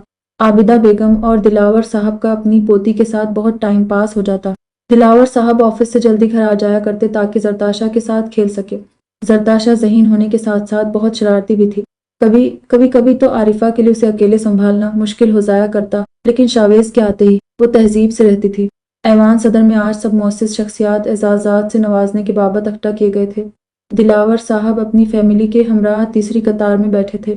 आरिफा बार बार जरताशा को तहजीब से रहने की तलकीन करती मजबूती से गोद में बैठाए हुए थी। सहर और जावेद भी उनकी कतार में तशरीफ फरमा थे। सहर वीडियो कॉल पर साइम को वहां की तकरीब दिखा रही थी। तकरीब में सदर ए मुमलिकत के हाथों मुल्क के खिदमत गुजारों को एजाज से नवाजा जा रहा था, जहां मेजर शावेज के इस खास दिन को मजीद रोशन करने रिटायर्ड ब्रिगेडियर सादिक साहब भी हाल में मौजूद थे कि शावेज अपने साथी ऑफिसरान के हमराह यूनिफॉर्म में तैयार फौजियों के कतार में बैठा अपनी बारी का इंतजार कर रहा था। तो अब मैं जिस नौजवान को बुलाने जा रहा हूँ, उन्होंने इतने कम उम्री में हमारे मुल्क के बड़े बड़े गद्दारों को पकड़वाया। मुल्क की हिफाजत में अपनी जान तक लगा दें। हमारे मुल्क को ऐसे ही दिलेर नौजवानों की ज़रूरत है। मुझे खुशी है कि वो हमारे दिफाई सिस्टम का हिस्सा है। मेरी दुआ है कि वो मज़ीद आगे बढ़े और इसी तरह पूरी ईमानदारी से मुल्क के लिए खिदमात सरअंजाम देते रहे। Major Chavez Dilawar. सदर ए मुमलिकत ने तारीफ की बौछार करते हुए शावेज का नाम पुकारा।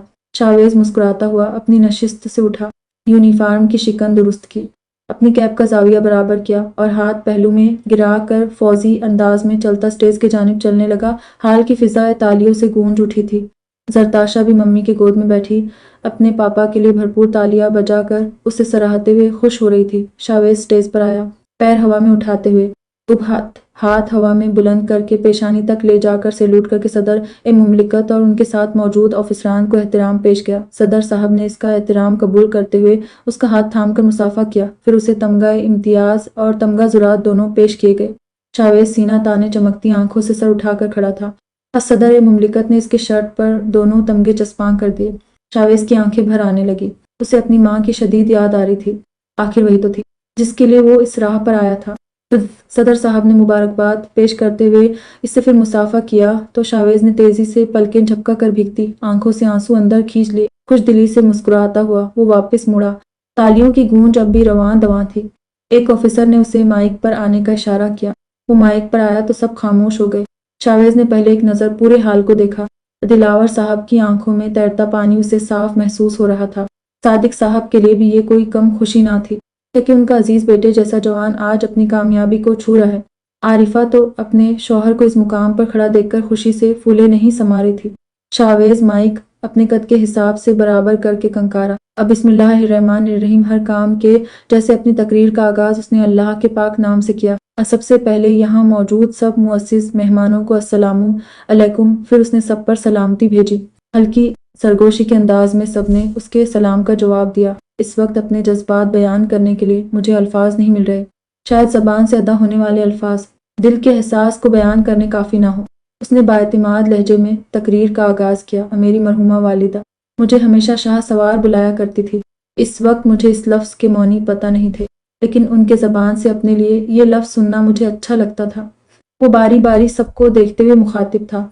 मेरे इरादों पर कभी मुझे भी यकीन नहीं था, लेकिन मेरे कवच मेरे सरपरस्त सादिक साहब को मुझ पर भरोसा था। शावेज ने सादिक सर को देखते हुए आंखों को झपका उनका शुक्रिया अदा किया। करने कुछ और चला था कि मिला कुछ और। उसने अपने बदले को याद करते हुए सोचा और फिर खुशी से सरशार अपनी फैमिली को देखा। अब बेशक अल्लाह बेहतरीन फैसला करने वाले हैं, उनका जितना शुक्र अदा करूँ कम है। वो सांस लेने कुछ लम्हे रुका। सदर ए मुमलिकत और हाल में मौजूद सभी उसे बगौर सुन रहे थे। शाह सवार सिर्फ वो नहीं जो फौजी हो, जो लड़ना झगड़ना जानते हो। वो अब अपने अल्फाज में शाह सवार की तारीफ बयान कर रहा था। पर जो भी दुनिया के हालात का डटका मुकाबला करे, हर मुश्किल को अल्लाह तवक्कुल करके पार कर जाए, वो कोई फौजी हो या आम आदमी, अपने आप में शाह सवार है। फिर चाहे वो मर्द हो या औरत, सब अशरफ उल मखलूकात को अपने अंदर के शाह सवार को पहचानना चाहिए। और वो मीडिया के जरिए नौजवानों को उनके छुपे कुव्वत से रोशनास करा रहा था। मेरी जिंदगी के दो ही उसूल हैं, काम में ईमानदारी और इस परवरदिगार अजीम पर भरोसा। यही एक कामयाब जिंदगी की नुस्खा है। मैं अपने सब दुआ गो और चाहने वालों का शुक्रिया अदा करता हूँ। थैंक यू, आप सबका मिर्जा शावेज दिलावर। वो सबका ज्यादा वक्त लिए बगैर मुख्तसर सा तकरीर देकर स्टेज से उतरने लगा। हाल में एक मर्तबा फिर से तालियां गूंजने लगी। अपने नशिस्त पर जाने के बजाय वो पापा के पास आया, उनके गले से लग गया। पापा ने मजबूती से उसे थाम लिया। फिर एक के बाद एक करके मम्मा से मिला जावेद और सहर से भी मुबारकबाद वसूल की। जॉन साइन वीडियो कॉल पर अपने अंग्रेज दोस्तों के हमरा बैठा आवाजें और सीटियां मार कर उसकी हौसला अफजाई कर रहा था। फिर आरिफा से मिलकर वो दूसरी कतार में गया और उधेड़ उम्र सादिक साहब को मजबूती से हिसार में ले लिया। हम जीत गए सादी भाई, उसने जोश और खरोश से कहा। सादिक साहब ने इसका कंधा थपा कर उसे दाद दी। वो अभी उनसे मुबारकबाद वसूल कर रहा था जब उसने पापा करके पुकार सुनी। जरताशा नन्हे कदमों से भागते हुए उसके पास आ रही थी। शावेज ने झुककर अपनी नन्ही परी को, जो सफेद फ्राक में बालों में सफेद क्लिप्स लगाए सचमुच की परी लग रही थी, गोद में उठा लिया। मेरे शाह सवार पापा। जरताशा ने अपने हैंडसम मेजर पापा को बोसा देते हुए कहा, मेरी शाह सवार बेटी। फिर शावेज ने मासूमियत से जरताशा के रुखसार को चूमते हुए उसे प्यार किया और इस तरह शावेज ने अपने सारे बिखरे रिश्ते अपनी जूली में समेट लिए थे।